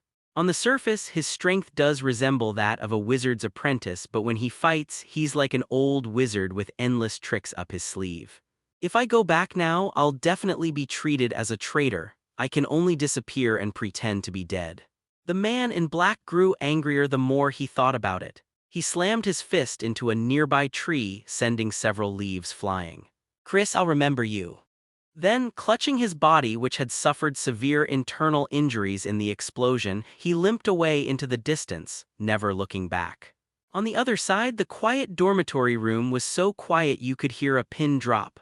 Only the slightly damaged floor reflected the tension of the battle that had just taken place. Despite still having some trump cards up his sleeve after the multiple assassination attempts, Chris felt a strange pressure despite having yet to use them. The man in black, whom he considered dead, is an assassin from the Shadow Harvest organization. Will he reveal information about him after returning? How much information does he know about him? Once the other side knows your approximate skill level, will they send even more highly skilled personnel to attack next time? Will I be able to escape unscathed by then? If he were to suddenly face the top combat power of 2 major organizations, he wouldn't actually be confident of victory. Maintaining sufficient caution towards the unknown is the best way to increase survival rates. We must become stronger as soon as possible. After a moment's thought, Chris sat back down on the soft bed and began to take stock of his recent gains and losses. First, the ways to collect magical equipment and items have been figured out, and there are 3 paths. The Witch's Workshop, where you can customize and buy magical items. The Church of Glory, where you can complete agent quests to earn points and exchange them for items. And the 2 organizations, Blood God Order and Shadow Harvest, where you can kill and plunder. The first of the 3 paths is to spend money to buy magical equipment to upgrade your Witch's Workshop. The downside is that it's expensive, so it's only suitable when you have plenty of funds. However, it is the most stable path and the first choice for steady development.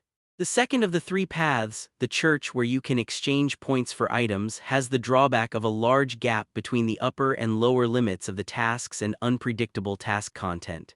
It is the most unpredictable path and is only suitable for occasional visits. The third of the 3 paths, murder and robbery, is undoubtedly the fastest way to grow, a path where danger and opportunity coexist. facing attacks from two organizations in turn always brings unexpected surprises. However, since the enemy is in the shadows while you are in the open, it is not easy to act directly. More relevant intelligence is needed. Secondly, the choices when learning new magic skills are becoming increasingly clear. Of the three aspects of attack: power, defense, and mobility, I have already achieved the first two. I only need to improve my mobility. I might even be able to transform into a humanoid Gundam and rampage around. Attack power is directly linked to a wizard's own magical power and magical manipulation skills. Although a wizard's magical power is inexhaustible, it still takes time to unleash it. Therefore, a plan to increase the basic level of magical power must be put on the agenda. In terms of defense, the defensive magic and protective equipment constructed with high concentration magic are already quite sturdy. Once the bracers made from the heart of Erex are completed in half a month, the overall level of defense will be further enhanced. Mobility is currently limited to a tricky method of using the reaction force generated by magical explosions for propulsion, and the physical attributes enhanced by breath of flame. There is a lack of proper means of movement. Therefore, my primary task is to increase the level of basic magic power I can draw upon as well as improve my mobility. Finally, at this stage, one's own strength is ultimately limited. One should expand one's network of relationships to broaden one's path. Academically, as a so-called wizard apprentice, I am surrounded by talented individuals at the Octavia Wizarding Academy and other higher-level institutions. Although we rarely interact, we will definitely meet during the academy competition in 2 months, so I might consider befriending some of them.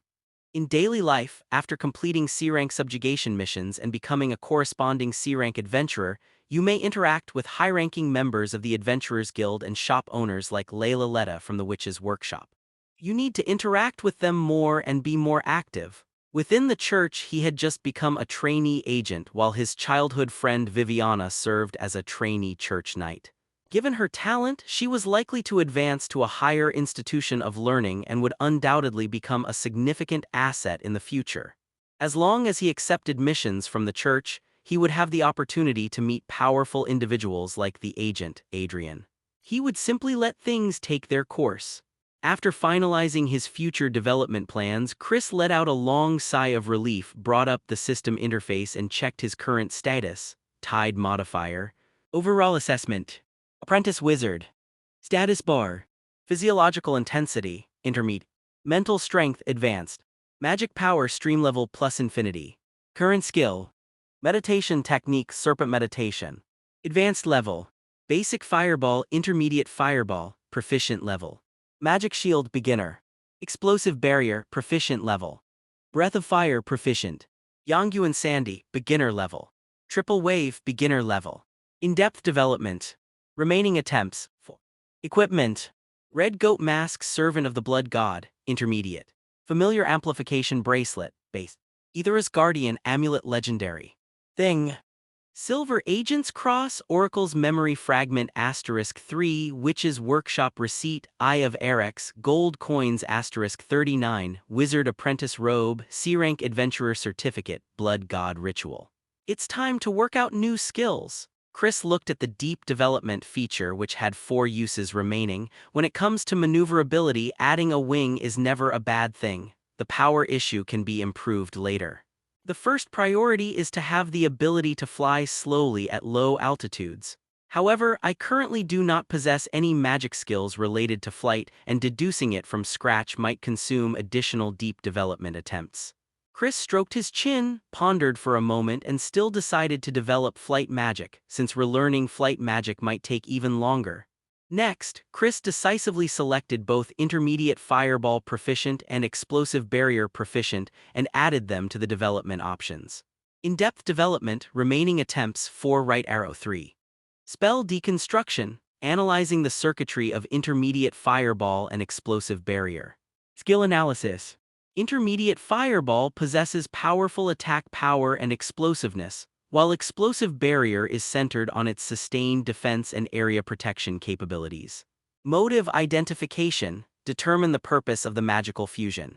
Create a spell that combines offensive and defensive capabilities and allows flight. Power test analyzes and determines the magical power required for activation, already skipped by default. Effectiveness assessment. Evaluate the potential power and duration of the new skill to ensure it can unleash a powerful fireball when attacking and form a durable fire shield when defending. Also, considering flight capability, assess its maneuverability and stability in the air. Calculations complete. Simulated fusion simulates the activation process of a new skill in a virtual environment to ensure the correctness of the magic circuit and the realization of the skill's effect. Tests the performance of the new skill in different combat scenarios, including its efficiency against single targets and groups of targets, as well as its flight performance in the air. Simulation complete. Insufficient data detected for flight magic. One deep development attempt already used. Please select again. Current progress 50%. As expected, the magic content that has not yet been learned requires additional deep development attempts to make up for it. Without hesitation, since the simulation had already begun, Chris decided to confirm the simulation once again. In-depth development, remaining attempts, 3 right arrow 2. Relevant data has been completed, simulation continues. Simulation complete. Current progress 100%. Deduction results. New skill name Flame Feather Robe. Skill level proficient. Skill effect. A feathered robe of flames forms around the caster, granting them the ability to fly and allowing them to unleash fireballs for attack or form a protective barrier for defense, depending on the caster's will. Skill characteristics. Attack power can unleash fireballs while flying, dealing area of effect fire damage to enemies. The mana cost for each fireball cast is medium and may vary depending on the size and power of the fireball. Defense. Flame wings can transform into a protective barrier, resisting a certain degree of physical and magical attacks. The mana cost to maintain the barrier is continuous, and the amount consumed is proportional to the strength and duration of the barrier. Flight capability provides excellent low-altitude handling and stability, allowing for agile maneuvering in complex terrain. Magic consumption during flight is continuous, with the amount consumed depending on flight speed and altitude. Duration. The duration of Flame Robe is limited by the caster's mana reserves and skill proficiency.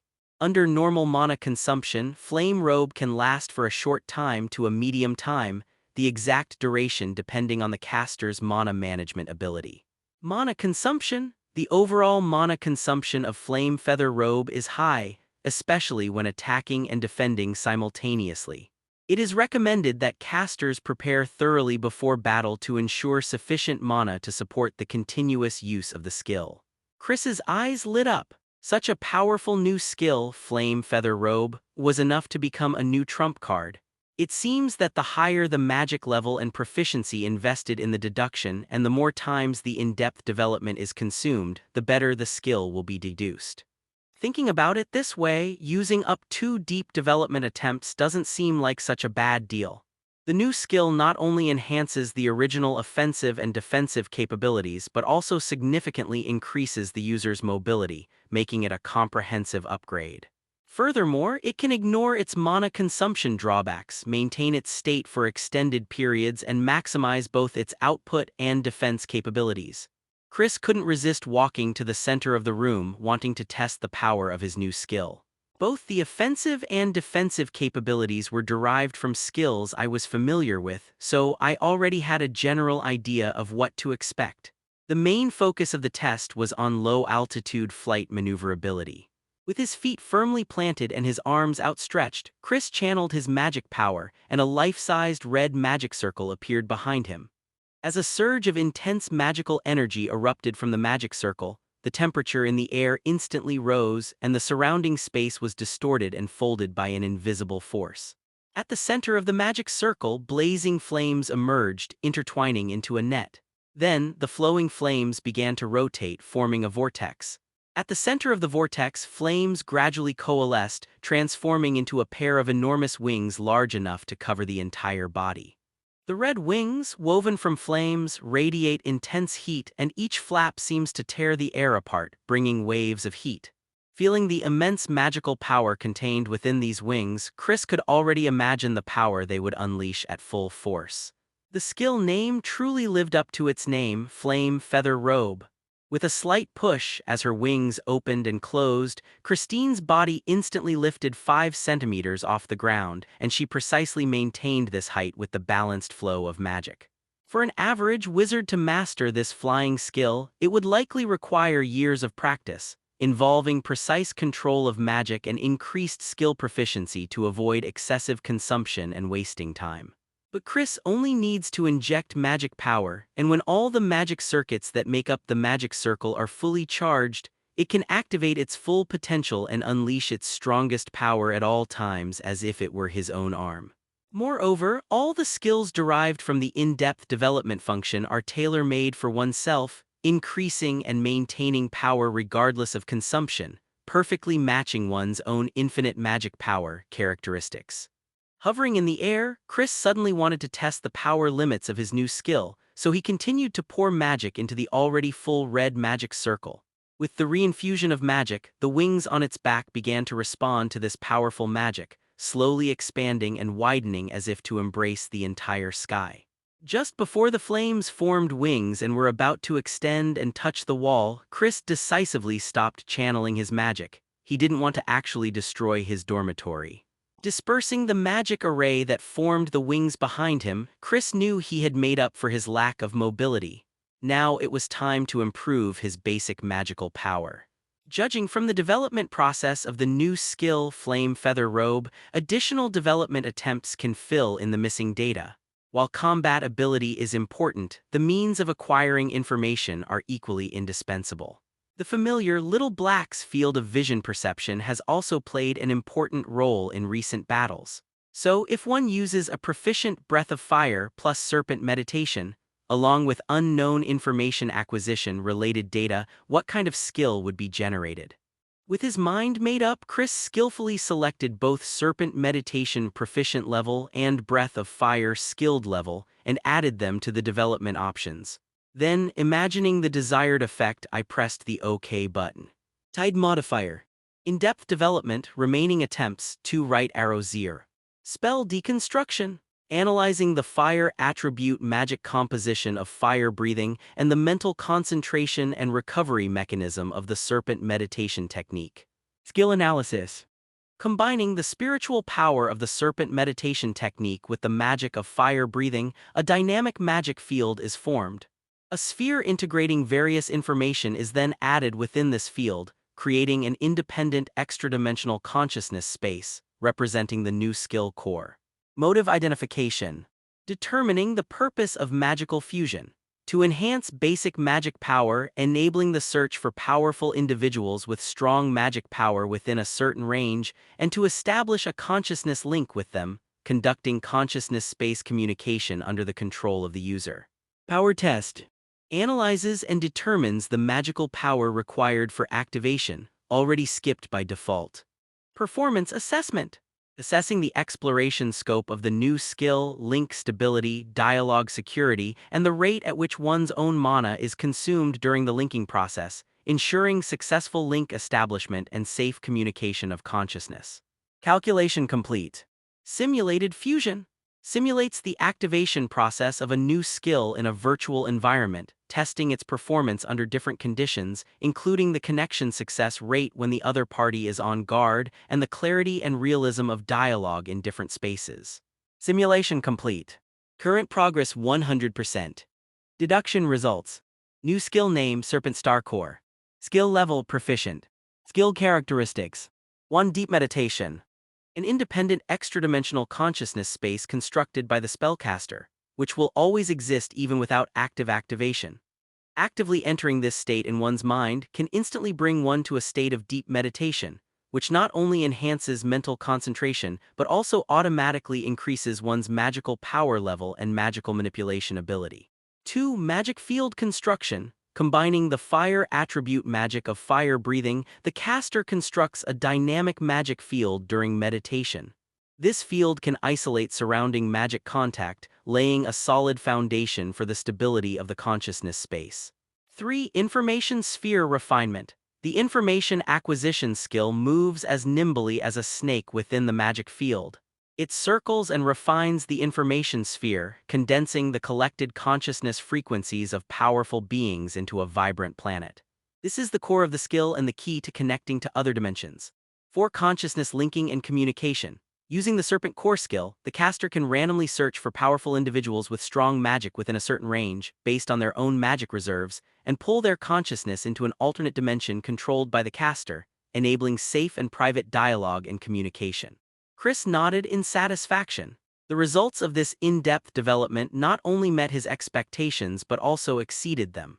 To improve one's ability to collect information, and since most of the time information is brought about and created by people, communication with people is the best channel for information acquisition.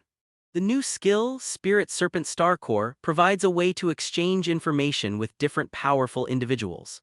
Furthermore, by combining the advantages of the original Breath of Fire and Serpent Meditation, it is now possible to passively increase magic power subconsciously, without needing to actively spend time training.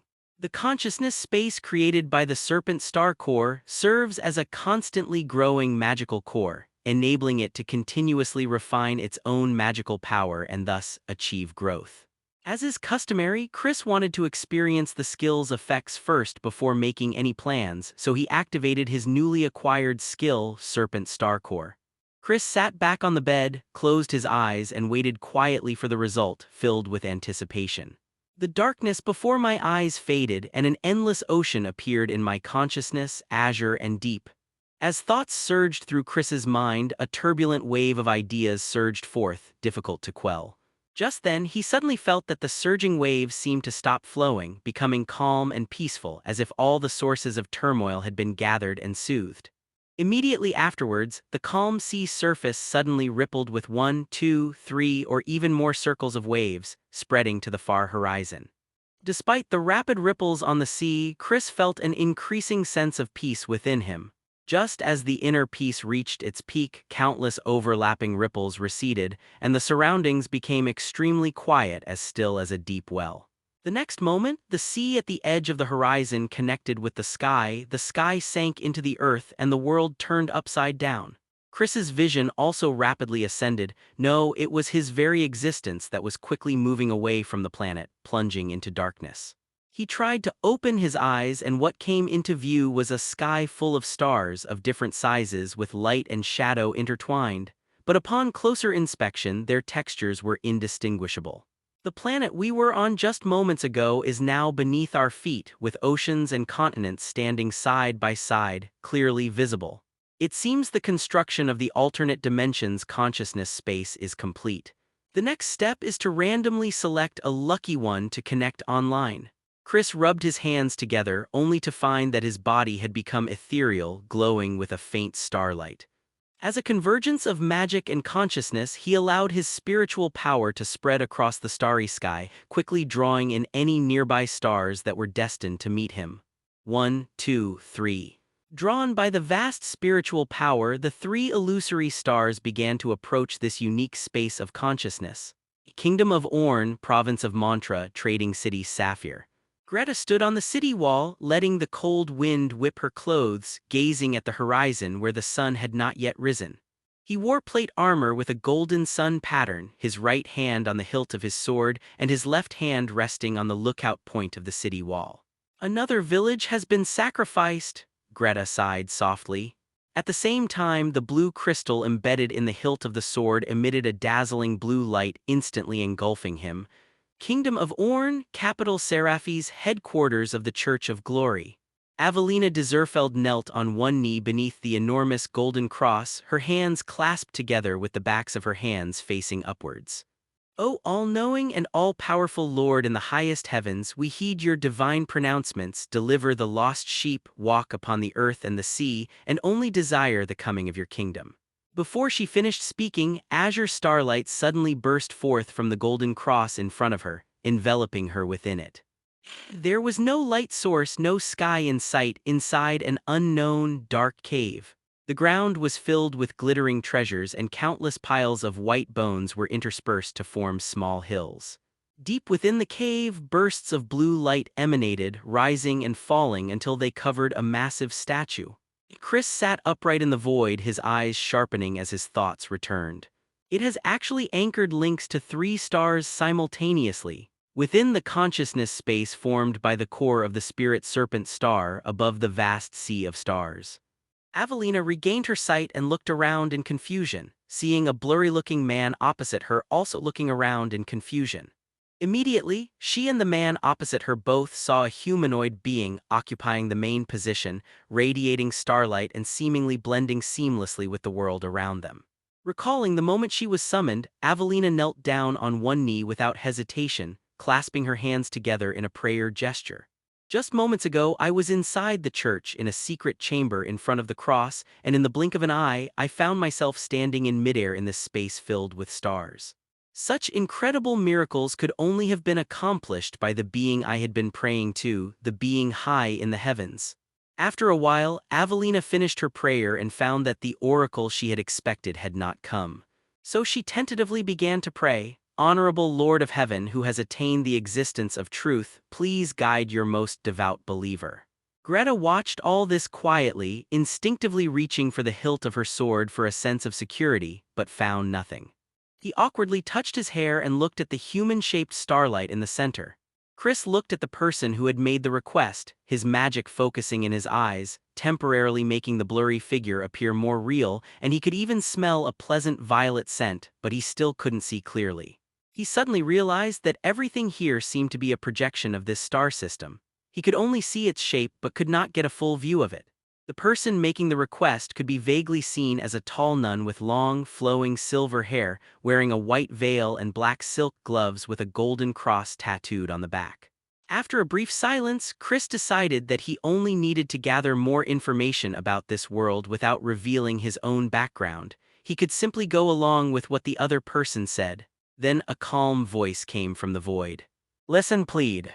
Listening to the plea, an indescribable joy welled up in Avelina's heart. This was God's response to her, an affirmation of her devout prayers. Since I can remember, prayer has been an essential daily practice. No matter how many video clips I've seen in oracles, nothing feels as comforting as this genuine response. This is a blessing but also a test, so you should speak your true desires. She lowered her head, closed her slightly moist eyes, and devoutly replied, "I recently received a divine decree that the province of Mantra is plagued by natural disasters and man-made calamities, and is about to become a living hell from south to north. My heart cannot bear this, so I have come to pray."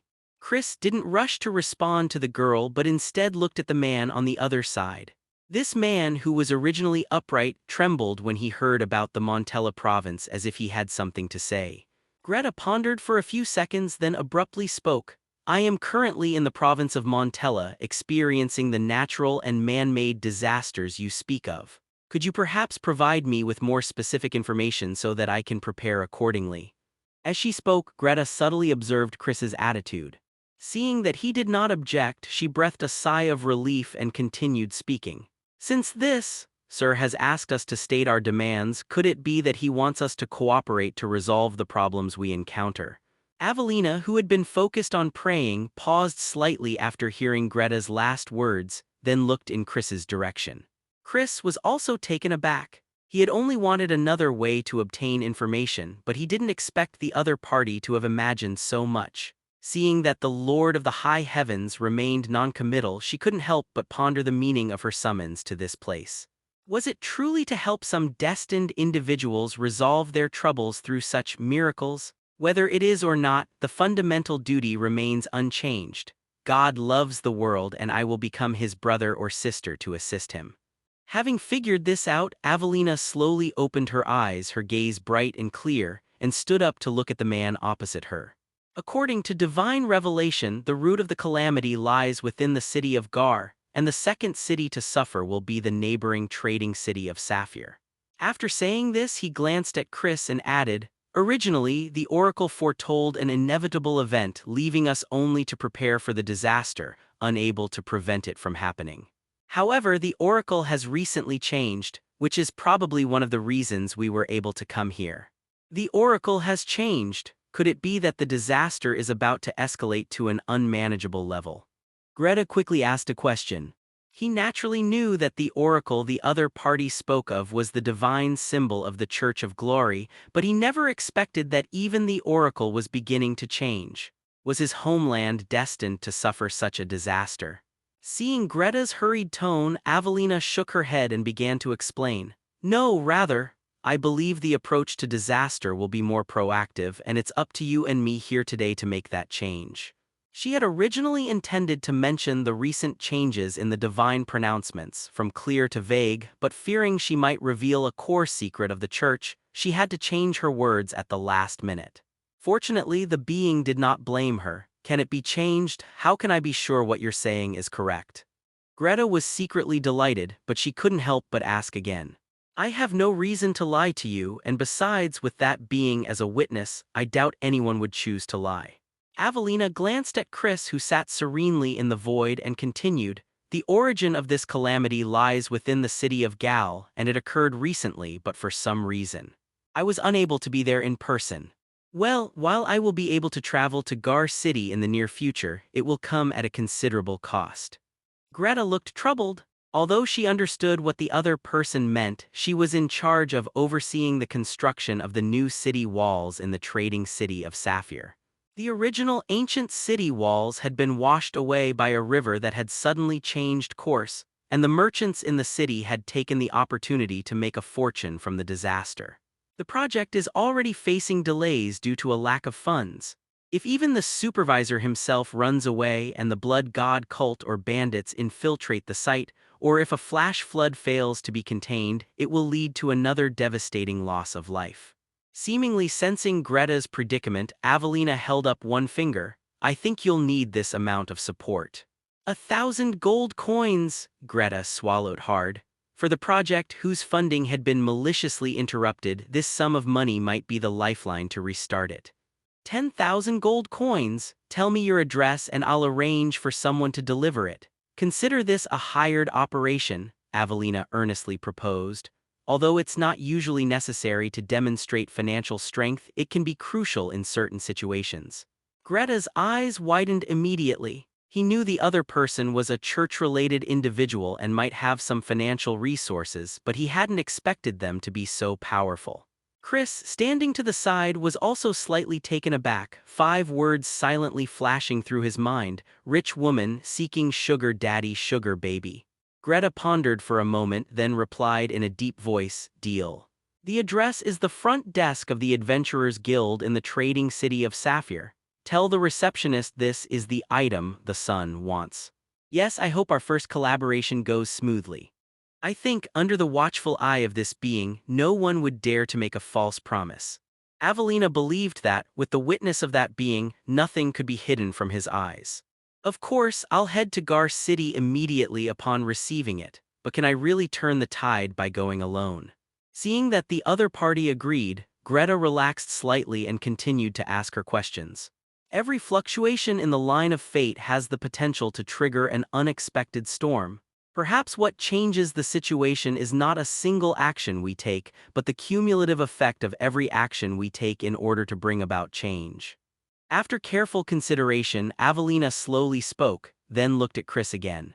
All of this is thanks to your summons, which illuminated the fog that led us forward. Greta quickly gave Chris a standard aristocratic bow. I am deeply honored by your invitation, may I ask? Your name? Although the other party was a being with extraordinary power and had only said the 4 words, listen to demands, when he appeared, he still mustered up his courage to ask in order to ensure a smooth handover of work later. How dare you? Avelina's eyes darkened, preparing to stop the other party from continuing to speak recklessly. After all, there are beings beyond the proper order who cannot be addressed by their names. Even if a person's true name, which possesses divine power, only exists in the imagination of a mortal, it may still bring disaster. Although this knowledge has only circulated within the church and a very few organizations, we must stop this person from asking such a rash question today. But Chris reacted faster, raising his hand to signal Avelina to be quiet, and she understood and silently lowered her head. He gazed at the boundless, brilliant starry sky above, and a thought struck him. No matter, my name is Galaxy. State my code name, the Star Council, and I am free to come and go. While listening to their conversation, I also learned a lot of useful information.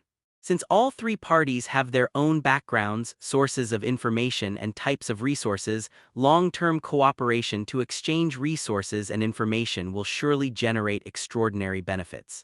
All I need to do is act as a matchmaker, provide them with a platform to communicate freely, and establish relevant rules for interaction.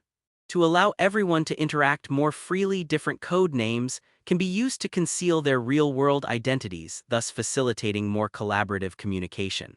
So he took the initiative and voluntarily revealed his code name, Galaxy. Avelina frowned slightly. How could a god's name be so easily invoked unless it was just a code name?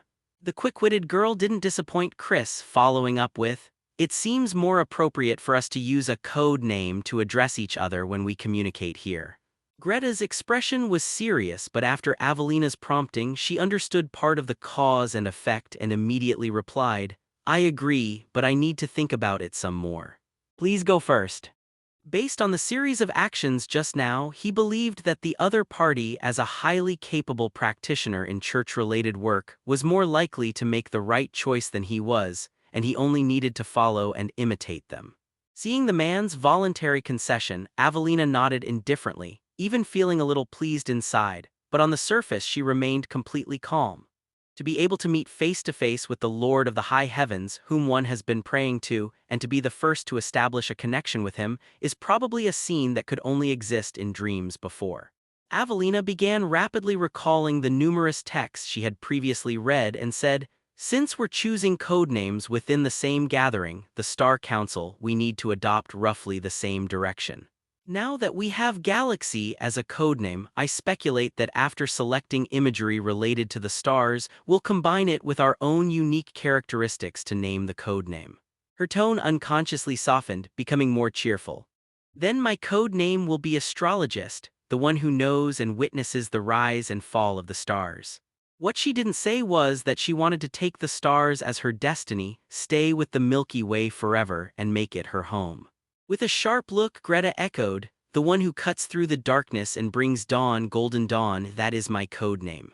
As the two spoke their code names, Chris felt the space anchor itself once again to the positions of the two bright stars, becoming more stable and weighty. At the same time, he firmly controlled the spiritual links between the two stars, meaning he could sever their connection to this space at any time and forcibly repatriate them.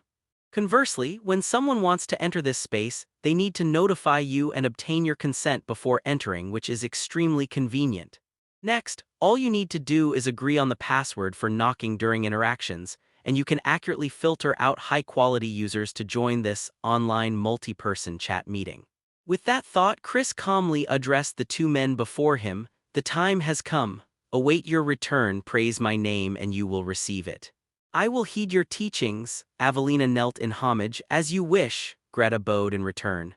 As Chris deliberately severed the temporary connection between the two stars and this space, their figures gradually dissipated and finally disappeared completely. He looked around at the empty space, and with a thought, countless starlight fell to form a standard set of conference room table and chairs, fixing the space in place, and he sat comfortably at the head of the table. "That's good, this way they can come in and chat in the conference room. With paper, pens, or a message board, both sides don't even need to be present. It's just that the activity area is limited to the size of this room." As Chris imagined it, paper and pens appeared on the seats, a message board in the middle of the conference table, and nameplates with everyone's code names. Using the access key Galaxy that they had left behind, they could move and communicate freely within the conference room, but they could not leave. With another thought, Chris instantly arrived on the planet beneath his feet. This star core, born from his own consciousness, was now thriving and constantly growing stronger. Looking up, you can vaguely see a few small black dots standing in the air. That's the fixed location of the meeting room. However, Chris felt that he had missed some important information until he saw the enormous creature on the planet.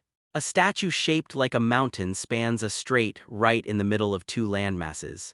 It blocks the passage of ocean currents on both sides, welcoming the baptism of the seawater. What's this? I don't recall ever seeing a statue with such cultural significance on any planet I can remember. Could it be some kind of unknown mutation? Let's go take a look.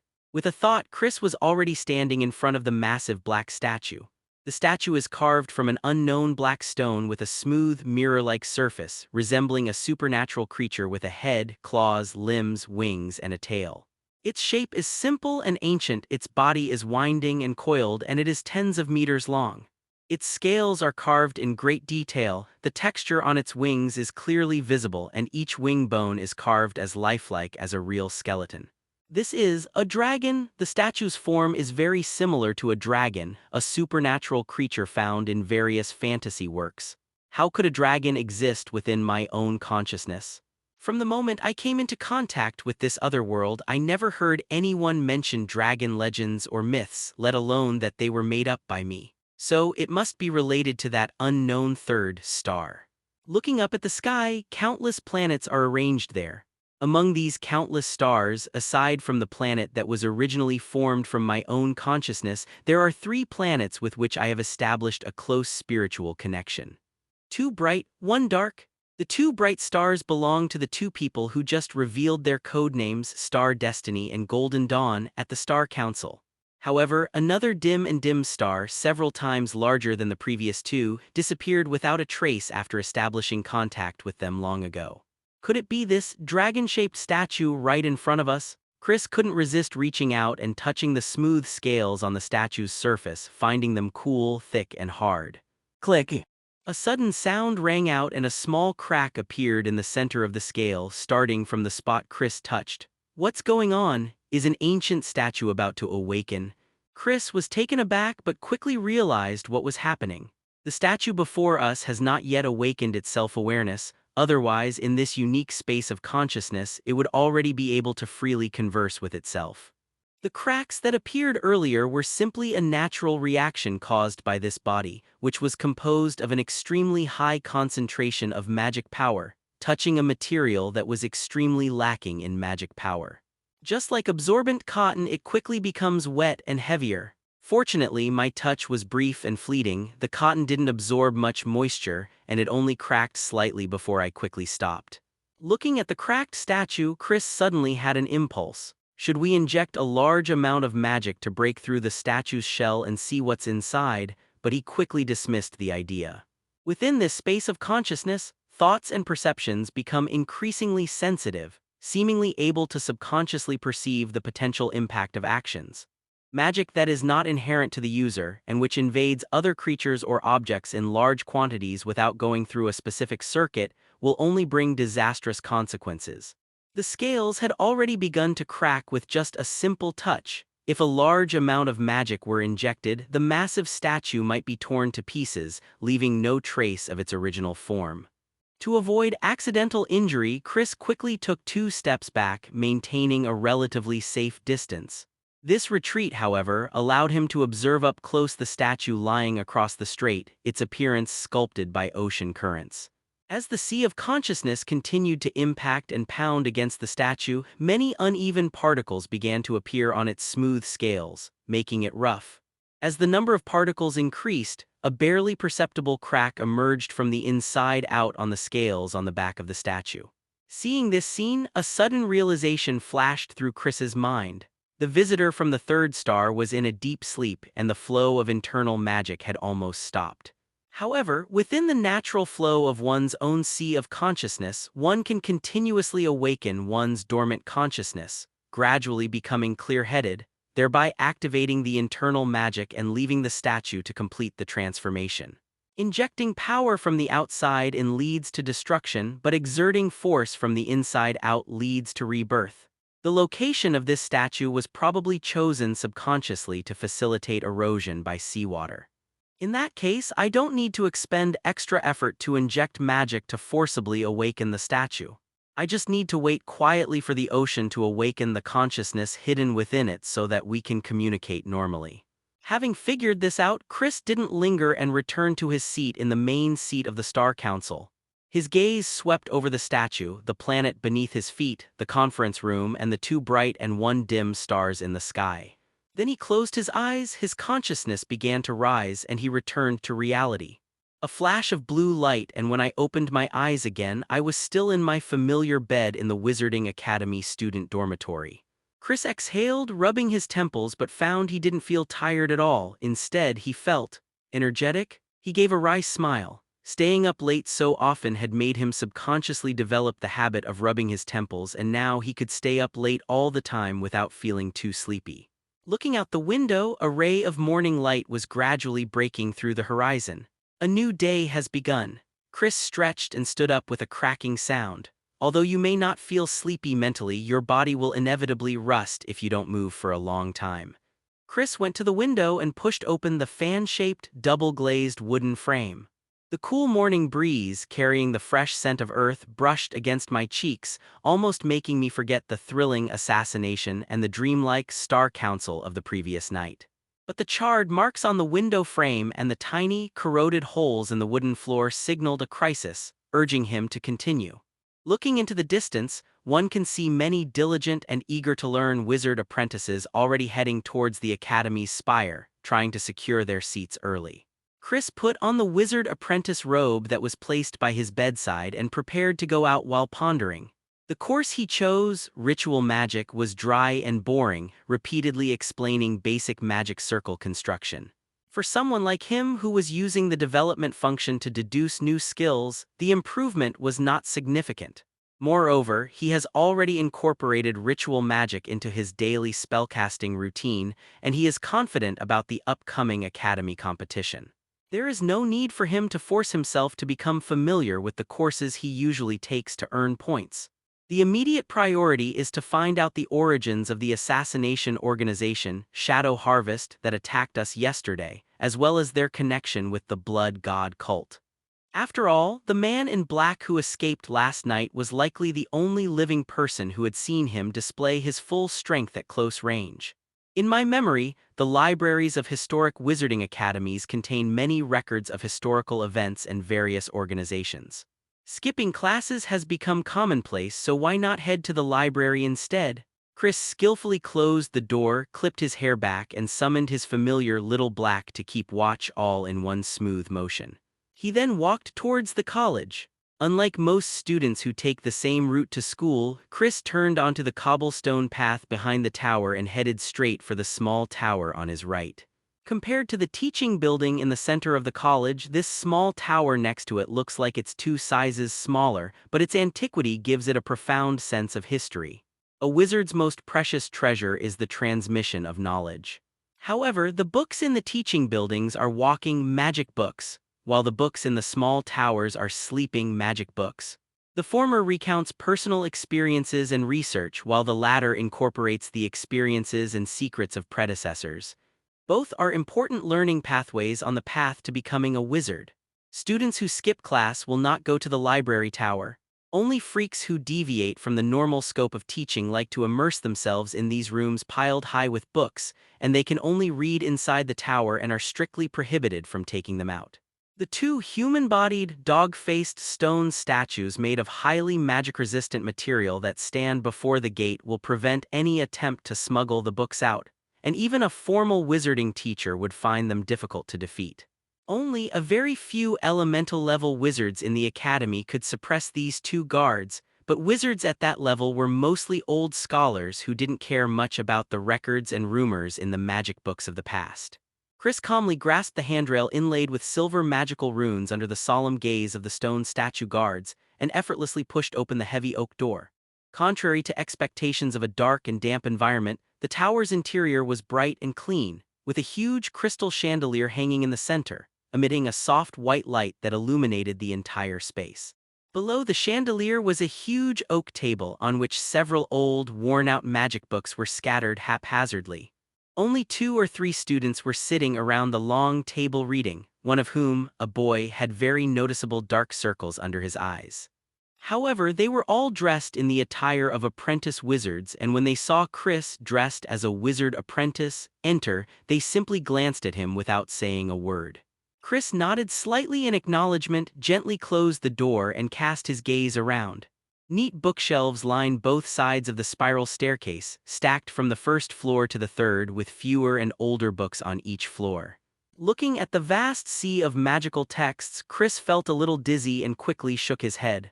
Fortunately, he hadn't come here to learn magic but to find information about the two organizations. He looked away from the bookshelf and noticed the paintings hanging on the blank wall. The painting depicts a female wizard with silver hair and red eyes sitting gracefully on a large metal armchair. Her gaze is shifty, yet it cannot conceal her beautiful appearance.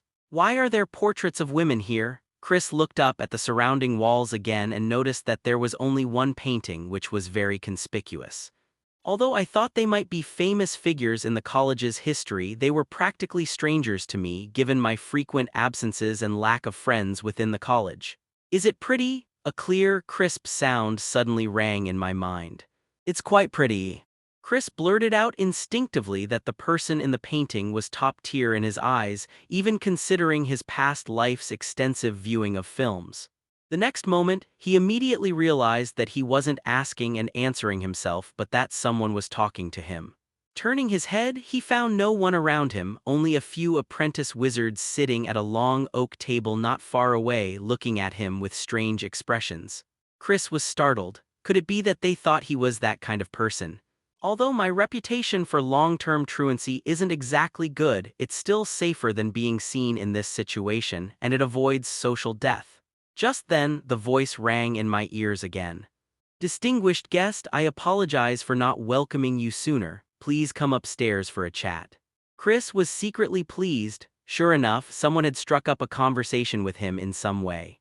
In any case, he should get out of this infuriating scene on the first floor first. Just as he was about to step onto the stone steps leading to the second floor, a shout of cursing rang out. You magic apprentice over there, who gave you permission to set foot on the second floor of the library tower? As a commoner, you don't even know the proper etiquette for reading books. Don't embarrass the wizards of the Octavia Wizarding Academy. A male student in an apprentice wizard's robe slammed his fist on the table and stood up, glaring angrily with dark circles under his eyes. The unwritten rule in the library is that wizarding apprentices and novice wizards can only read on the first floor of the tower, while only formal wizards or those of higher rank can ascend to the second floor to read the more valuable books. This kind of academic common sense was originally taught to students by their instructors in class shortly after the start of the semester. But Chris happened to be skipping class at that time to do gathering tasks to make a living and didn't hear this part of the content. Because of a lack of common sense, he was considered a commoner wizard who lacked talent and entered the profession through connections. I think I just heard someone invite me up. Are there any rules to follow when I go up to read a book? Chris was taken aback. He hadn't expected that the library would be divided into different classes. Just as I thought, a lowly country bumpkin. He hasn't even attended many classes properly before coming to read books and pretending to be knowledgeable. Upon hearing this, the male student who had spoken became even more certain of his suspicions and began his verbal attack without any attempt to hide it. Just then, the light from the huge crystal chandelier hanging in the center of the tower suddenly went out, and two huge magic circles formed on the ground floor and the top of the tower on the third floor, connecting to form a staircase leading to the third floor. The staircase, made of pure magic, tests the total amount of magic power and the ability to control it of the person who steps on it. They must constantly concentrate their magic power, distribute it evenly on the surface of their shoes, and maintain this state as they walk upwards. In this state, the wizard's magic power will not only decrease significantly over time, but also become extremely slow in order to maintain a uniform output of magic power, thus falling into a vicious cycle. Even formally qualified wizards dare not step onto it lightly. Failure could result in a misstep and a humiliating fall, or even worse, a disruption of magical energy that could shatter them to pieces. The other students' expressions changed drastically the moment they saw the magical staircase. Having learned about the Academy's internal affairs through lectures, they knew that this was a unique test unique to the school, a formal examination for wizards to advance to elemental wizards. The trial staircase? The male student who had just been spitting and talking instantly deflated like a punctured balloon, his face turning ashen. Apart from Chris, everyone present knew that once the trial ladder opened, only one person could be allowed to step onto it at a time. In order to avoid any accidents, the two guards who were originally stationed at the entrance would be activated as protectors to drive away any unauthorized persons. Everyone put down their books and ran towards the main entrance of the library tower. They must leave as soon as possible, otherwise they will be caught, beaten, and thrown out by the human-bodied, dog-faced stone statue guards. At this moment, the two stone statues at the entrance seemed to be about to rise. Looking at Chris, who remained motionless, a ridiculous thought crossed everyone's mind. Could it be that a wizarding apprentice had really received an invitation to participate in the stairway to trial? Ignoring the